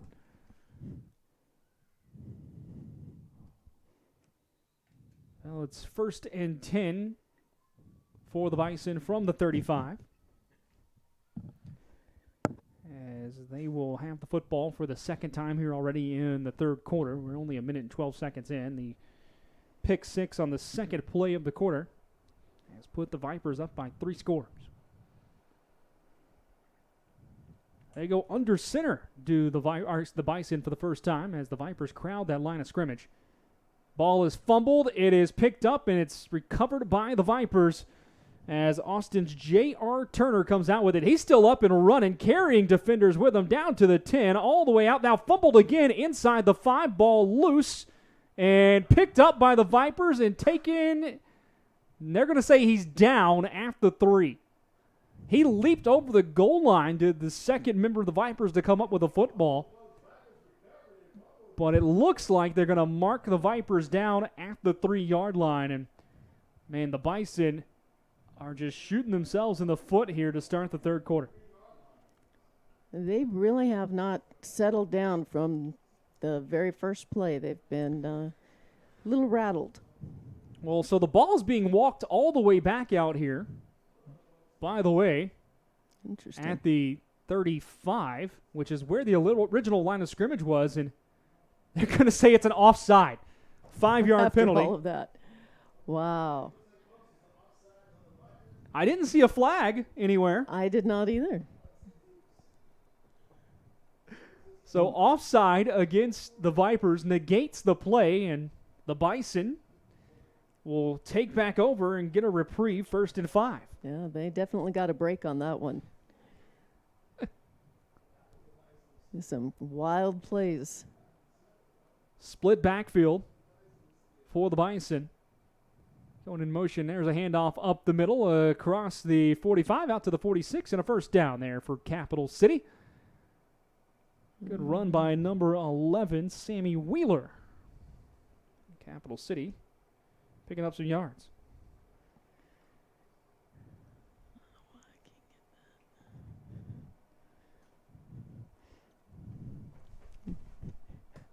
First and 10 we go.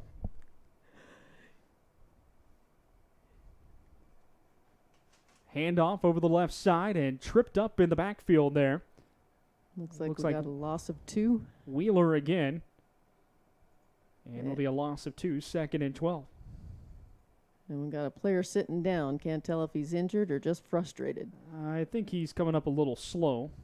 Well, he's going to get helped up, and hopefully he's okay. He's moving all right, staying in the game.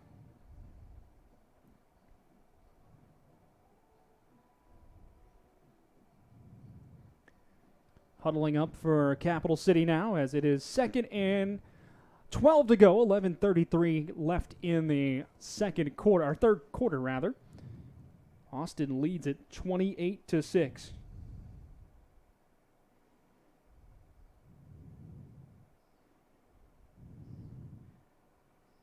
Now running back goes out in motion. 4 wide receivers in the set here for Birch. Fakes the handoff. That's not Birch anymore. Excuse me. That is not. C12 as they call him. And the throw over the middle is incomplete, bobbled out. And it'll bring up 3rd down.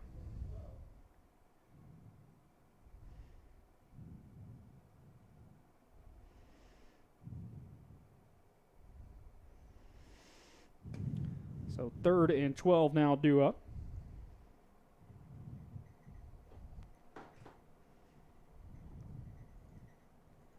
Ball at the 44 for Capital City.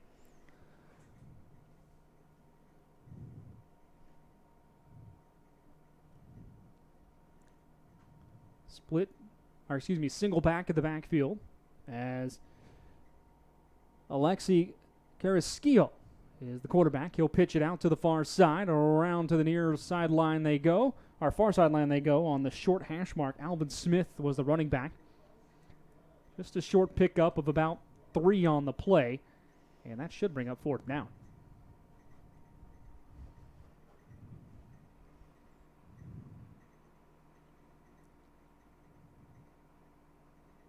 Yeah, Bison having a tough time moving the ball tonight.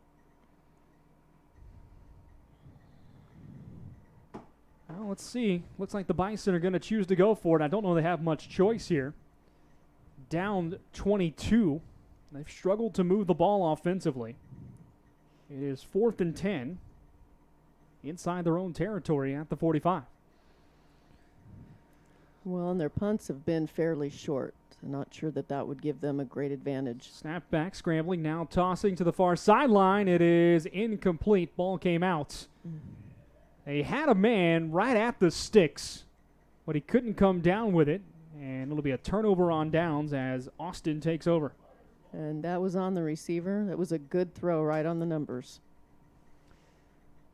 Well, that kind of night so far for Capital City. 10:02 left in the 3rd quarter as Austin's offense will stroll back out to the field, and I would imagine you're going to see them start to maybe try to slow this thing down and take the air out a little bit, up 3 scores, and couldn't say I blame them too much right now.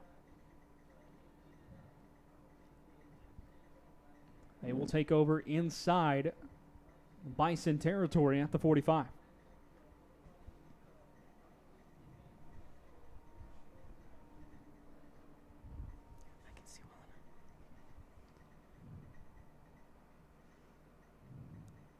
Taking out the snaps. New quarterback in there for the Vipers as the handoff goes over the right side but doesn't gain too much. Look like number 9 taking the snaps now, Terrence Taylor. Well, they were stopped on the line of scrimmage. Looks like we have a Bison player down now. Yeah, injury out there for Capital City as one of the defenders is now taking his helmet off and rolling over. Hopefully he will be okay. 28-6 your score, 9:47 left to go here in the 3rd quarter as the Vipers have extended the lead to start the 3rd quarter. It was a pick 6 for Terrence Perkins, going to 26 yards the other way. And that is where we are right now after it was a 6-0 lead to start this game for the Bison. Capital City has allowed 28 straight points to Austin, and these two teams were seated right next to each other in the playoff seedings. Austin came in 4th seed. Capital City came in the 5th seed. Austin 8-2 in the regular season. Capital City 7-3. Yeah, as closely matched as they were, you would have expected a little more competitive game here. Well, like we've been saying, these two teams played to a 2-point game earlier this year. Exactly. And that 8-2 record for Austin, you don't want to take anything away from them, could be a little deceptive as well. 2 of the wins were actually forfeits from a team that actually had to fold during the season. So, out of the 8 games they played, 6-2, but able to get the higher seed and make it into the playoffs with those 2 wins. Yep. Well, it's a tough way to end the season. Hopefully they can turn it around. There's still quite a bit of time left in the game, but Vipers definitely have the momentum right now. Well, let's see what the Vipers decide to do. The new quarterback in the game, Terrence Taylor. He is a big man out there taking over. Very, very He's tall. a head above everybody else, isn't he? Is he?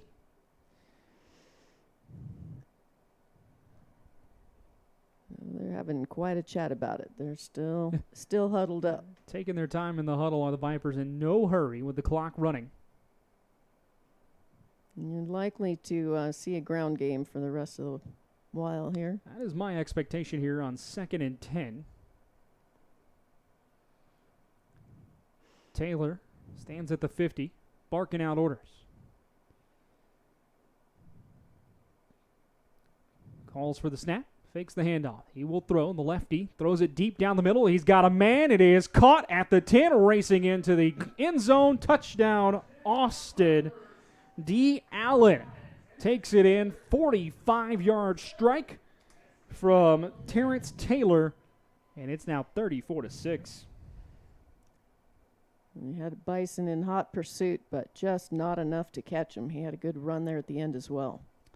Yeah, really good throw there by the quarterback, Terrence Taylor. Just put it right on the money. Well, it shows what we know, expecting a ground game. They are still going for blood. You got to admire it. D. Allen comes down with the touchdown reception. They will go for 2 as they have all night, do the Vipers.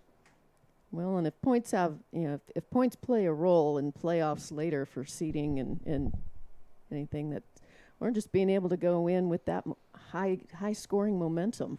That is my expectation, is just trying to keep that foot on the gas and get ready for next week, because unless the Bison can come up with a major comeback right now, their season will end and the Austin Vipers will march on.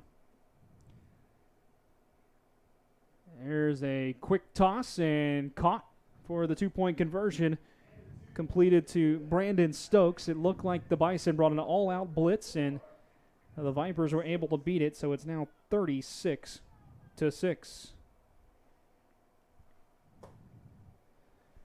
You can definitely tell just by looking at the way they're walking off the field, the Bison have had the wind taken out of their sails. Yeah, rough night here for the Bison in Georgetown. 36-6 your score, as the Austin Vipers look to be in cruise control now. They have scored 2 quick touchdowns here in the second half after taking a 14-point lead to the locker room. It's now 30.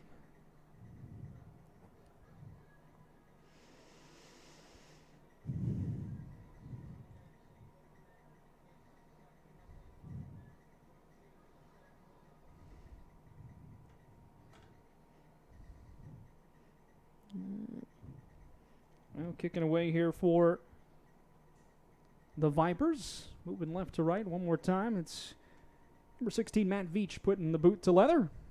Low end over end kick, kind of spiraling, fielded at the 15. Across the 20, coming back to the near side. Breaks one tackle. Out to the 25, now cutting upfield, back towards the middle to the 30, and finally take it down around the 32-yard line. And that is where the Bison will start the drive after a winding return there for, let me see, number 18, so that's Driver on the return. Some good scrambling on his part. Vipers have been able to put it fairly deep each time they had a kickoff there, and he was able to get some good yardage gains there, bringing it back. I thought I saw a block in the back there on the return.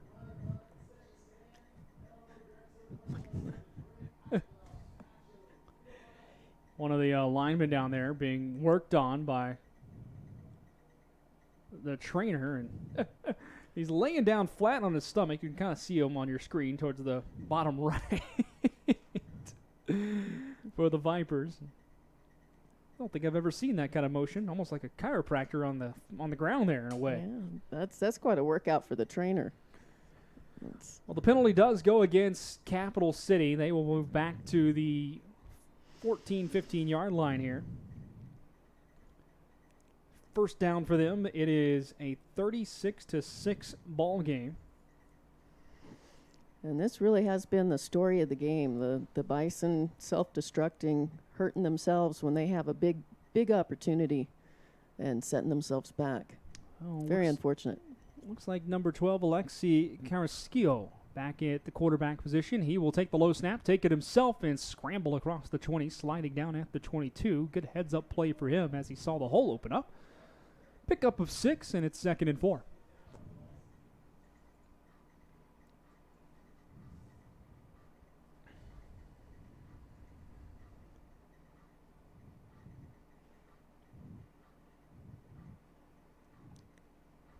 Bison talking about it, coming up back up to the line now.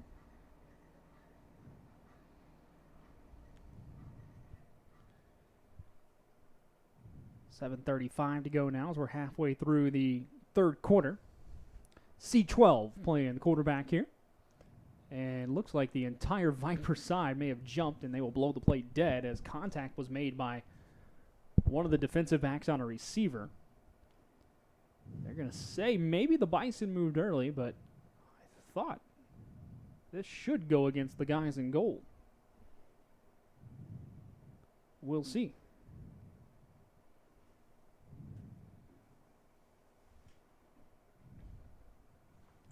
Well, long discussion here from the umpire, from the referees. Refs are having a chat about it here. And it will be offside, and that'll be a first down for Capital City. Good break for the Bison there. See if they can take advantage of that. Yeah, they need to start getting big chunks of yards in a hurry if they're going to think about getting back in this game down 30 with 7:22 to go.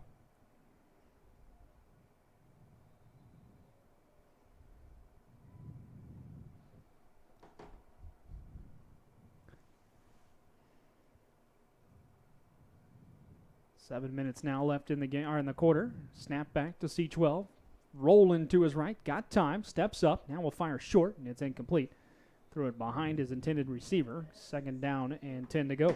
And pass was a little low there, and behind the receiver. And got to hand it to the O-line. They gave him time to throw. Yeah, he had plenty of time, just nobody could shake themselves open. You could see the defensive mindset for the Vipers changing a little bit. They have been really attacking that line of scrimmage for the majority of the game, and now maybe sitting back a little bit more, playing coverage defense. Just don't let anything get or beat you deep. The worst thing that can happen if you're the Vipers right now are quick scores. You know, forcing, even if the Bison score, but if it takes them 7 minutes to get down the field, that doesn't hurt you. Exactly. And at this point, why risk the injuries when they know they're going to be moving on? You know, chances of not moving on at this point are fairly low. Handoff up the middle and a good gain there out of the backfield. Looked like number 26, Braxton Smith, with the carry. Pickup of 9, and it's 3rd and 1. And I would imagine they're getting some of their other players some good playing time in there. Give them a chance to touch the ball. Snap low, picked up in the backfield by Smith. He'll go around the right side. He's pushed out of bounds, but not before he picks up a first down. Alvin Smith with a heads-up play. Pickup of 4, 1st and 10 now for Capital City.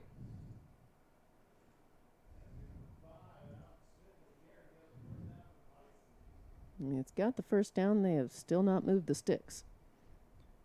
There we go. Yeah, I think you got some youngsters on the sticks here. And the mind can wander a little bit. Yeah. Well, they got cheerleaders across the way. You got to figure they're a little distracted. 5 minutes, 15 seconds to go here in the third quarter, and whistle blown. I believe the sticks weren't completely set. Or weren't set on the right spot either. There we go. Yeah, that's one neat thing about this league is, you know, being semi-pro, it still has that that family feel about it. You see some youngsters playing on the sidelines here, and a lot of the family out to cheer them on. It's a really neat atmosphere. Yeah, you mentioned the cheerleaders a second ago.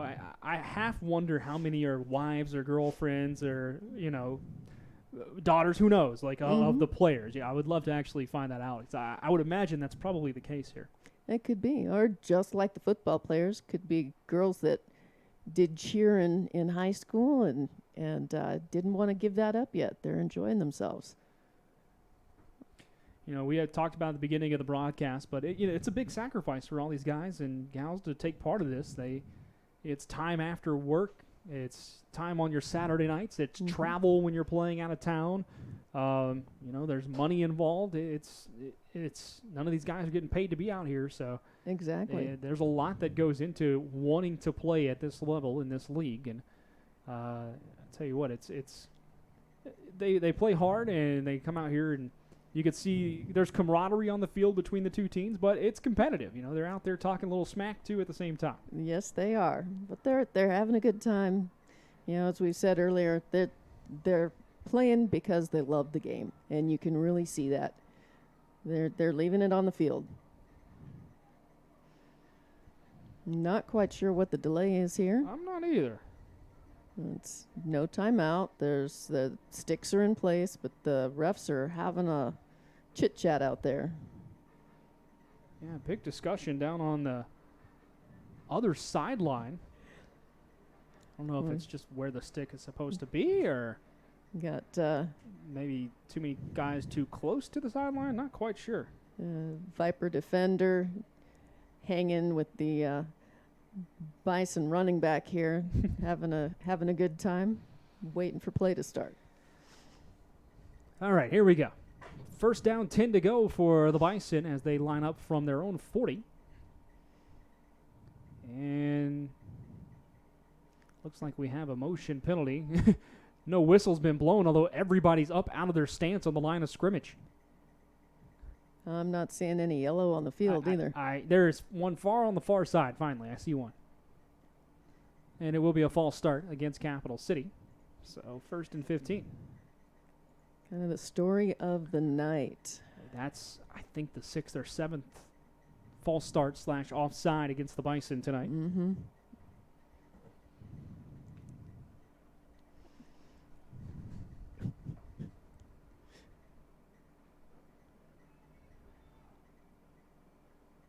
Another low snap. That's a little low snap picked up and moved across the pile to about the 37, 38-yard line. So good job by the Bison to get something out of nothing there on first down. Bring up 2nd and 12 after a 3-yard gain. Yeah. Vipers easily could have taken advantage of that. So good job by the Bison to hold on to it.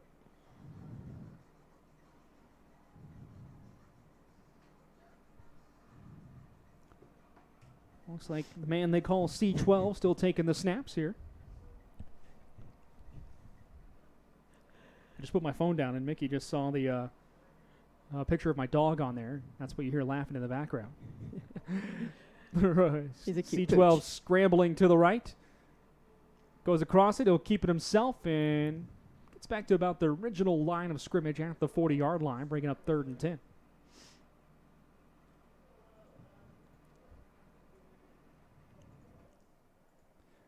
We couldn't really figure out how to pronounce his name earlier, so the coaches actually said, just call him C12. That's what we do. That works.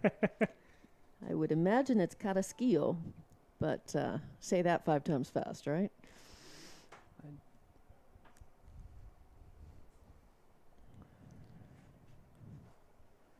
Second, or 2:50 to go here in the 3rd quarter.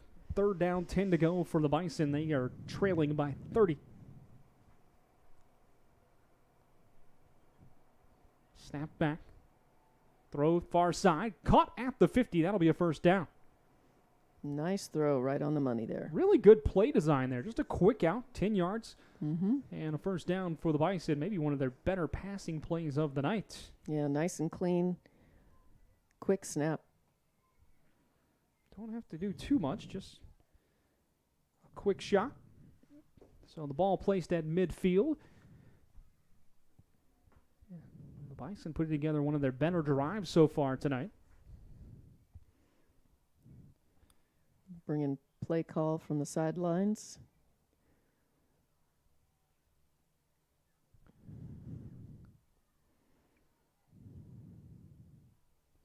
C12, the quarterback, hands it off up the middle. Dancing across the midfield into Viper territory. That's number 26, Braxton Smith. Couple of yards on the pickup. Brings up 2nd down and 8.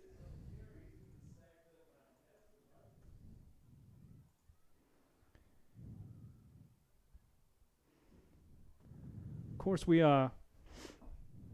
call the Bison the herd. I don't know what you would call the Vipers. That's a good question.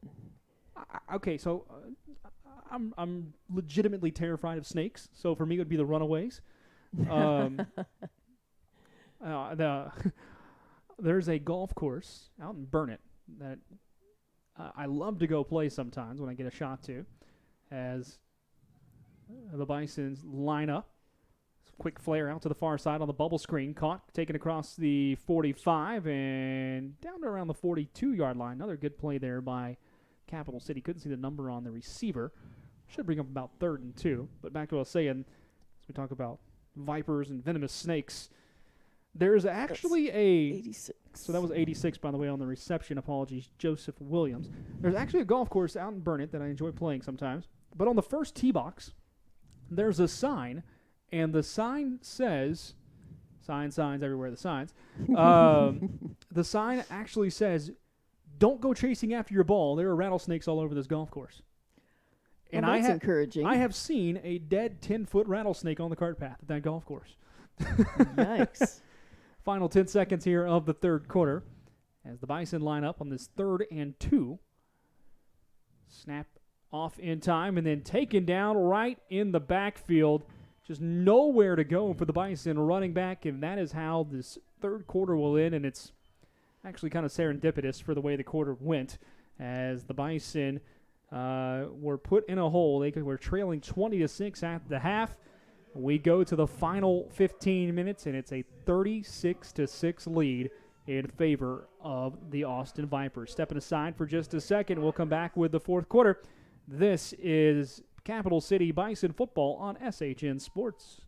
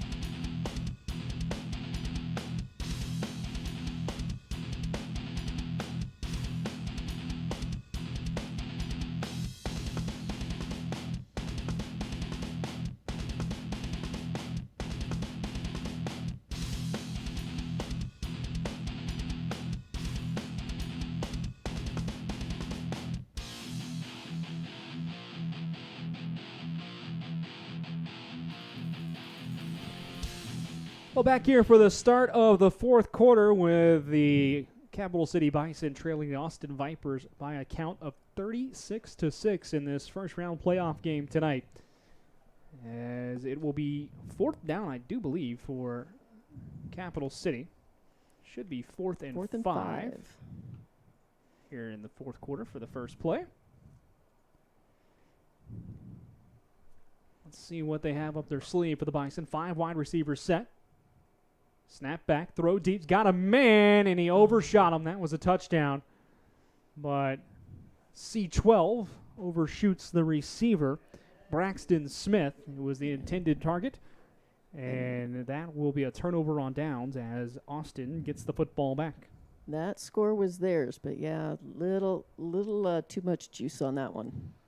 Yeah, one of those you almost get a little too excited. You throw it, maybe instead of putting some air under it, you just throw it on a rope instead. And yeah, and he was wide open, and that's probably what it was. He saw that opportunity, got a little too excited about it. Quarterbacks will tell you sometimes the hardest one to complete is the one that's just wide open. It's right there, gift wrapped. That's it. So Austin takes over from their own 45, leading by 30 points tonight. Clock is running as we play under the lights on this Saturday evening.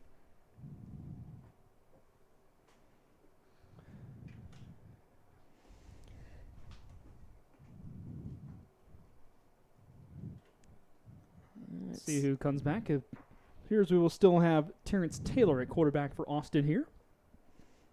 Takes the snap, trying to escape for some pressure, rolling out to the near side. The lefty throws, just tosses it away. Great pressure by Demetrius Moles, number 42, forcing him out of bounds for, looks like a loss. Oh, incomplete pass as he threw it away. He did throw it. Yep. Okay. So it'll be second down, 10 to go.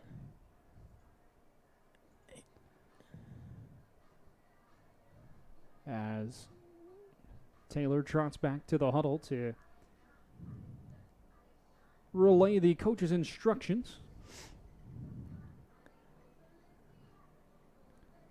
I want to thank the Capital City Bison for allowing SHN Sports to do their games all season long. Definitely. We have enjoyed this. It's been a pleasure and an honor.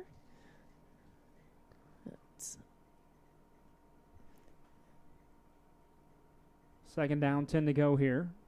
Taylor, the quarterback, takes the snap, throws it deep down the left side. It's too strong, and it's incomplete. Third down, 10 coming up. Yeah, Corey Richardson, the intended receiver there.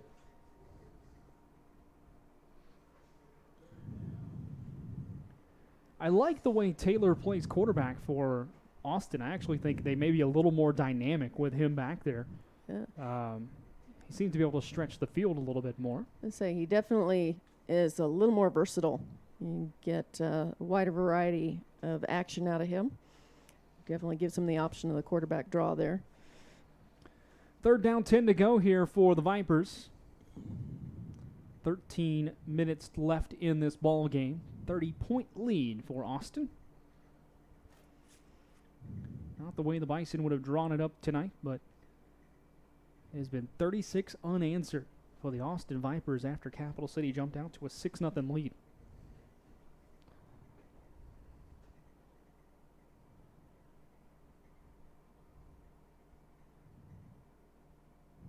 Blitz coming from Capital City, and Taylor will just throw it to the near side, trying to find a receiver. It was incomplete, intended for Antoine Redding, and it's 4th and 10. So a nice defensive stand there for Capital City. It was thrown a bit low. Good pressure from 27, Christian Levy.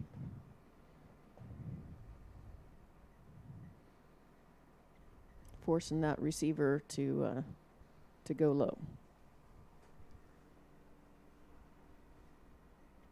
Clock rolling with 12:13 to go as Capital City will send, looks like number 27 deep back there. That is Christian Levy. He's deep on the near side. Can't tell who's deep on the far side. Let's see if I can get a look at that.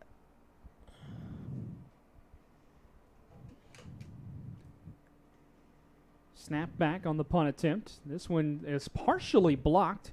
It'll bounce at the 40 and field it at the 38, and that's where it'll be down by Austin.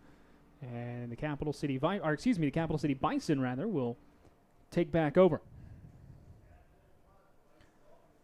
Well, the Bison put together a decent little drive their last time up. It was one of their better ones so far in this game. See if they can get some action moving again. They got a little bit of success with the short passing game on the last drive. When they started to mix it up, they started seeing some success there. I think they could continue that. And they missed a touchdown pass, at the end of that drive as well on 4th down. Absolutely. That definitely would have gone deep if they'd gotten it on target there. So the opportunities are there. They just have to capitalize on it.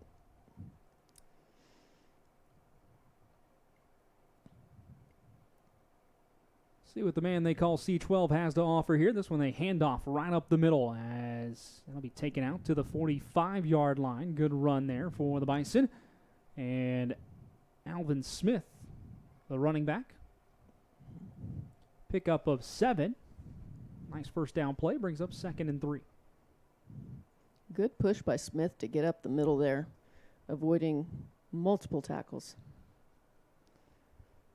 Vipers weren't making it easy for him. 2nd down, 3 yards to go here for the Capital City Bison. As, unless something crazy happens, are likely playing their final quarter of the season. It's unfortunately probably true, but it's good to see they're not just rolling over. They are keeping themselves in the game and still pushing just as hard. Blitz coming, and the ball is fumbled on the snap, rolling around at the feet, picked up, and there go the Vipers, who will walk this one in for the touchdown. A fumble recovery return all the way for Roderick Polk, and it's now 42-6. Yet another bad snap. C12 tried to pick it up, but just had a little too much bounce on the ground there. Roderick Polk taking it all the way back.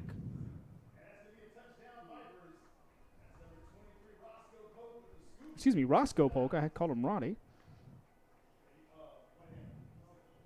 Well, that's what he says on the roster, so. 42-6 your score now.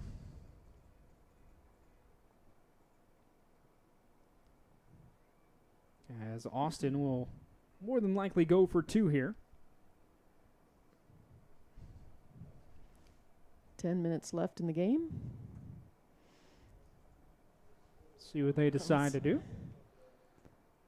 Polk almost got caught from behind going in for the touchdown there. He was celebrating Deion Sanders style a little bit. A little high kick action going there.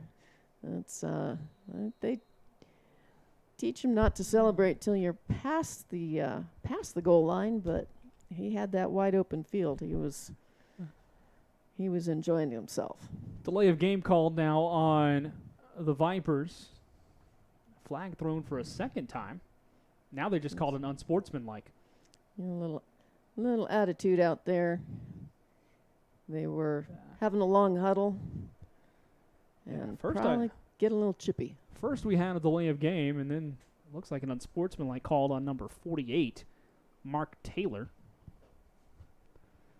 So this will be a long 2-point conversion try unless they decide to mark the unsportsmanlike yardage off on the kickoff. Yeah, that looks like they are not moving the ball. So yeah, they'll mark it off on the kickoff. Yep.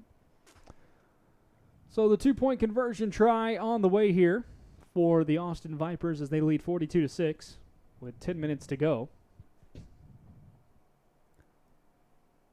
Quarterback Terrence Taylor in there. Snap back, fakes the handoff, quick pass to the far sideline and complete to the back corner. And that was clean. He was looking for a interference call there, but no such luck. Terrence Perkins wanted the interference call, but none to be had. And with 10 minutes even to go in the ball game, it is 42-6 in favor of Austin. Well, if the curtain wasn't closed on the game now in the season for Capital City, it is now after the fumble return for a touchdown. And a tough second half here, Mickey, because 2 of the 3 touchdowns for Austin in this half have come thanks to the defense of the Austin Vipers. So really, Capital City's defense hasn't done a terrible job here in the half. They've done really well in stopping this Austin Viper team, but the Capital City offense unable to get anything going and shoot itself in the foot a couple of times. A pick 6 and then a fumble by the quarterback as well. And that led directly to the fumble return touchdown. So 2 touchdowns here in the half. And by the way, the penalties being marked off, I think there were 2 separate unsportsmanlike penalties potentially called here.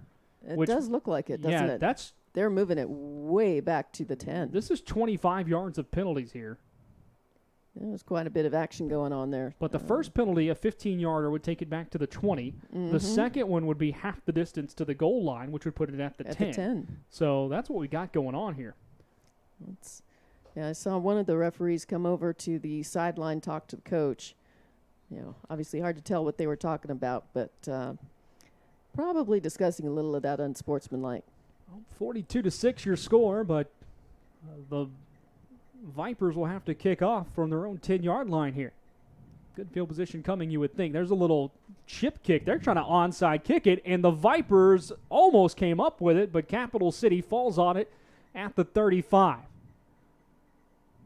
Whew, dangerous play there for Capital City. And that was a heady play by Austin. You got to like it. They kind of pooch kicked it, just a little nub shot. Yeah, not quite a squib, but definitely a short bouncing. There was a soft spot there in the return that you could see, and got the running start and just tried to put it right there. And, in fact, the first man to put a hand on it was wearing a gold jersey for the Vipers. Yeah. Just couldn't wrap it up, and it was number 83 for Capital City, Mishak Williamson, who was able to finally fall on it, and the Bison get great field position here at the 35-yard line of Austin. Yeah, they'd been doing really long kickoffs, probably good 60 yards in some cases, and all of a sudden, I think that's what the Bison were anticipating. They took advantage of that hole. I kind of like the idea. You figure either way, Capital City's going to get good field position. You might as well try to get the ball back if you can. Why not? Makes sense. Practice the plays you want to try out later. Yeah, now's your opportunity. I don't know that Capital City's going to be too happy about it, because you could construe that as running up the score theoretically, or trying to at least. But as far as a strategic move, I think it's actually really interesting and smart move to go after that. Exactly. If you're the coach, you want to take advantage of this time to get your other players, your second, third string players, some playing time. You want to try out some of the new plays, see what they're capable of, and give them that opportunity to stretch their capabilities before they move on to the next round. Well, timeout called here by the Austin Vipers. I think the head coach just wants to have a conversation with the referee crew over some different things. 9:50 to go in the fourth quarter. 42-6 your score. All Austin Vipers tonight over the Capital City Bison in this round one playoff game. And the Bison's woes against this Austin Viper team will continue as, coming into tonight, it's a rivalry game. These two teams, a lot of these guys know each other. They're here in the local area, but Capital City had yet to climb that mountain that is the Austin Vipers, and that mountain will look like Everest after the end of tonight. It will. They are definitely going to anticipate next season coming back to try to even it up. As this one has been really tough, but a lot of that, honestly, has been on the Bison. They've been defeating themselves tonight, and it's unfortunate because we've seen some good play from them too. Yeah, a lot of self-inflicted penalties, a lot of couple of defensive or offensive plays that have led directly to points for the Vipers, and just kind of a disjointed performance a little bit tonight for the Bison. So I have to wonder if they're talking to the coaches about some of the unsportsmanlike stuff going on out there, if that's still continuing. Though I have to say, I saw one nice thing. One of the Vipers players went down, looked like cramps, and one of the Bison actually came over to help him stretch until the trainer could get there. So these guys off the field are probably friends. Some of them probably played together since high school, probably since Pee Wee, and so there's some good camaraderie on both sides of the line. Well, 1st and 10 for the Bison. Hand off to the left side, and that will be taken down in the backfield. A loss of about 6 or 7 for Roosevelt Nolan, the ball carrier. They'll drop him for 6 officially, so 2nd and 16 now for Capital City. 9 minutes, 30 seconds to go here in the ball game. Looks like 2nd and 16. Oh, 2nd down, 16. Looks like the coaching staff for the Vipers, I think that timeout was called to figure out why the player earlier was thrown out of the game, because that player who walked off on the unsportsmanlike penalty actually doesn't have his pads on anymore. They're having a chat with them, explaining it. And one thing, just kick them out. Here we go. Snap back, quick throw, near side, and incomplete. And that brings up third down. Well, we got a running clock situation now with looks like a running clock. Now it's stopped at 8:50. It was running for about 3 or 4 seconds and kicks back up again here. A 36-point lead for the Vipers. And it will be third down here and 16 to go over Capital City. You know, the coach is talking to that player, and it's good. It's a chance to talk through what was going on and learn a lesson from that. Hopefully it doesn't happen again. I said, C12 takes the snap, rolling to his right, keeping his eyes downfield, motioning to somebody to go deep, and couldn't get it done in time before being chased out of bounds. A pickup of maybe one on the play, and it'll be 4th and long.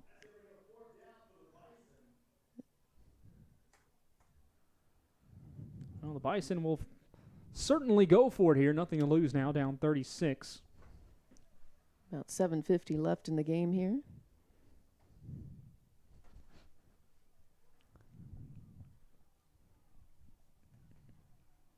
Ball spotted at the 45-yard line, so officially we'll have 4th and 14, if I'm not mistaken.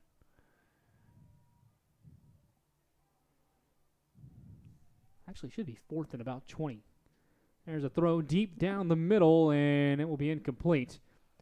That one was thrown more into Viper reception area than Couple of defenders were out there for the Vipers. Nobody really in particular being aimed at for Capital City. And it'll be 1st and 10 now for Austin as they take over on the loss of downs. I don't know if we got a penalty or anything going on here just because the referees are huddling up around that 45-yard line, but should be okay. 42-6. Austin all over Capital City tonight. moving the sticks finally. It may take a moment to get them in position. Ball set on the near hash mark here as the Austin Vipers head back out under the direction of Terrence Taylor, the quarterback. Starting on the 45. Taylor takes the snap, turns around, hands it off. Near sideline, that's Best across the 45 out to about the 48, 49-yard line for Kevin Best, the running back. Pickup of 4 brings up 2nd and 6.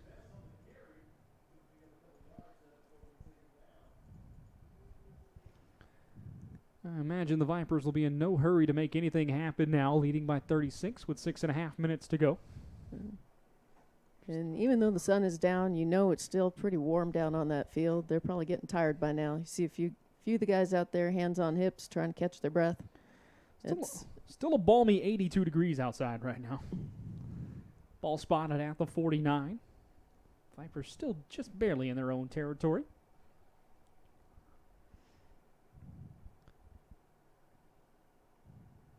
Taylor takes the snap, turns around, and he'll ride Best before pulling it out of his gut.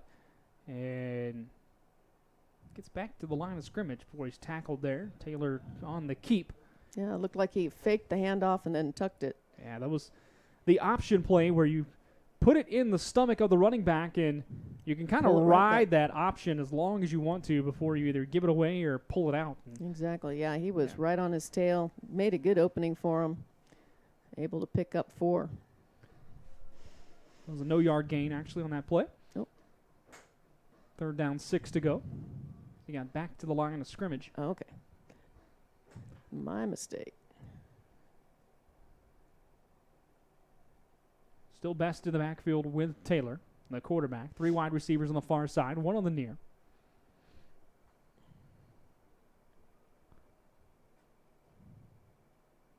Taylor has the snap, go over his head, able to recover it. A host of Bison defenders taking him down. He's still able to throw it away, and he almost got a 1st down out of it. In and out of the hands of Carlton Boo on the near sideline, as Taylor's just a big guy. He's not easy to take down, and he he fought out of a couple of Bison around him and threw it to the near sideline, and Boo just could not come down with it. Brings up 4th down and 6. Some players getting a little chippy there, watching one of the Bison pushing one of the Vipers over. Refs missed that one. Well, I saw him fall. I didn't know if anybody actually touched him. Oh, yeah, he was assisted to the ground. There you go. Yes. 4th down, 6 to go, 4 minutes, 19 seconds left in the ball game. Again, a 4 wide receiver set for Taylor to work with.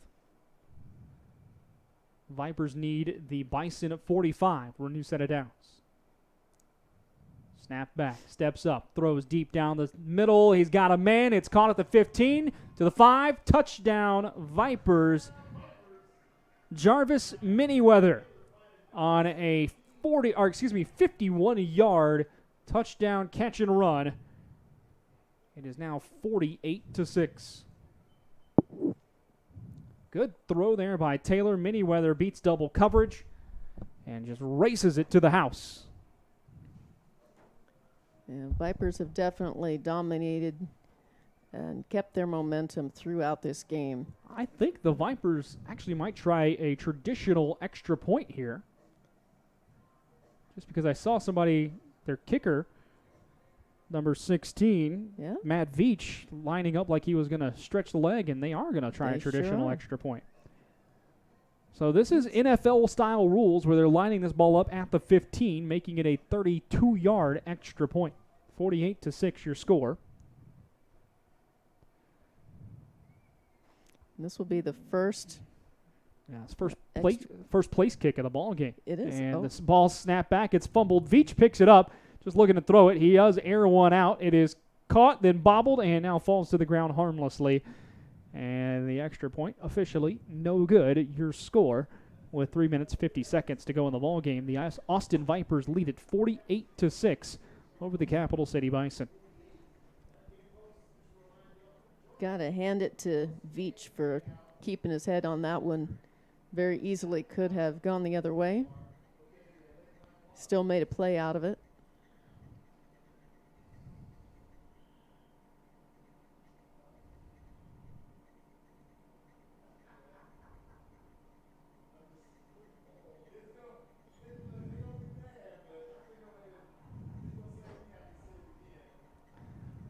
Well, the Vipers will line up to kick it away again, leading by 42 tonight. A 6-touchdown lead. Looks like we have 22. It's Carl Stewart. Back deep for the Bison. Back deep. I cannot see the other one. He is standing sideways.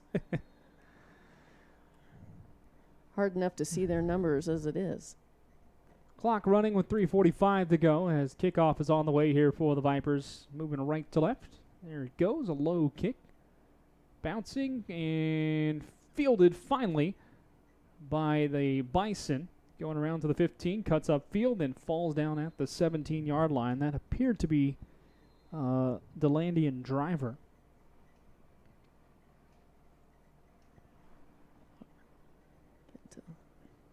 Yeah, it's number 18 Driver on the return. So the Bison's offense will come back out likely for the final time this season with 3 minutes and change to go in this game and the clock running. Neither team seems to be in too big of a hurry to get this one going anymore. A 42-point lead here for the Austin Vipers.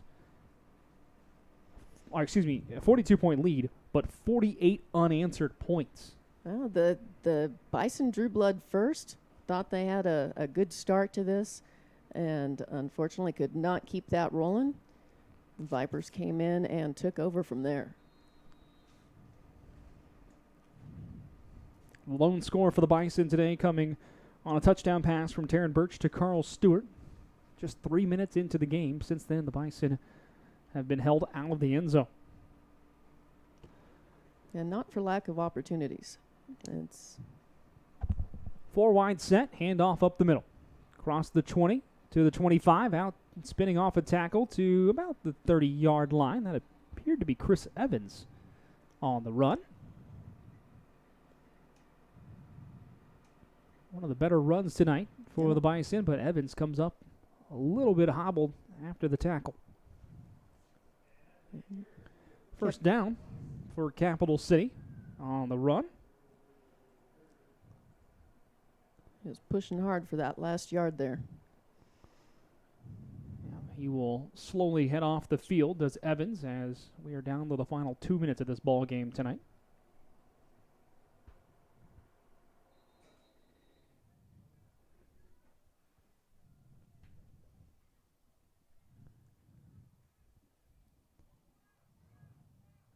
Referees stopping the clock as Bison were heading up to the line of scrimmage, and now not quite sure why we have a stoppage.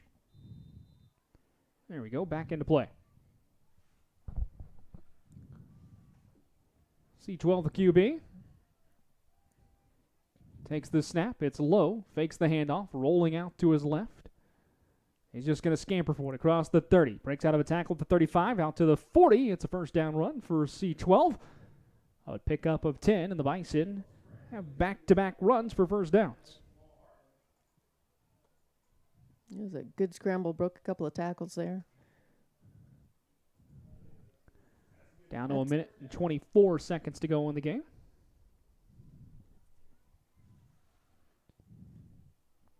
Bison have picked up 2 straight first downs on the ground.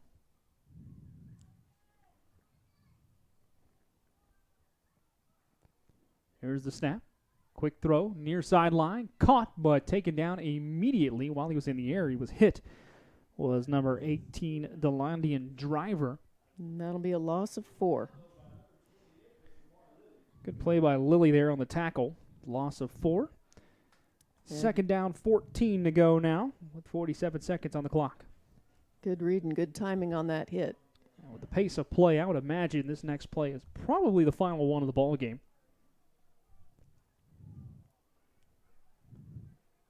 And well, you can still some chatter and stuff going down on the near sideline as the snap goes back. C12 steps up, scrambling. Now he's going to take off across the 45. Cuts back out towards the middle of the field, and he's taken down. A nice, clean tackle by Jamal Hartman around the 46-yard line. And I'm going to assume that's the final play of the game. 10 seconds to go. Clock going to run. Doesn't seem like we'll have another snap, and in fact, that will do it as the Capital City Bison season comes to an end tonight at the hands of the crosstown rival Austin Vipers. Your final score, the Austin Vipers 48, the Capital City Bison 6. Miki, a tough loss for tonight for Capital City. The season comes to an end for the Bison in round 1 of the playoffs as they remain winless against their rivals in the Austin Vipers, but still a good season for them so far. It has been a good season. It's been a pleasure watching them. They definitely have the talent. They've got the ability to get out there and keep it rolling. I think next season we'll see more of this, and we will definitely see this rivalry continue. Well, we want to thank everyone for joining us tonight and all season long here on SHN Sports. Continue to check out SHNSports.com for the best in athletics from around Central Texas. And if you want to follow some high school baseball, too, don't forget next week that the Georgetown Eagles will be playing in the state championship series, and Round Rock will have that call here on SHN Sports. Rob Hipp, the voice of the Eagles, will be on the call for that one. For Miki, Holden, I'm Brad Tillery saying good night, everyone. Thanks for joining us this evening as we brought to you the special presentation of semi-pro football. Your final score, one final time in round 1 of the playoffs. Austin Vipers take down the Capital City Bison by a final count of 48-6. And on behalf of SHN, we also want to thank the Bison for having us all season long. Thanks so much. Have a great night, everyone. We'll talk to you soon.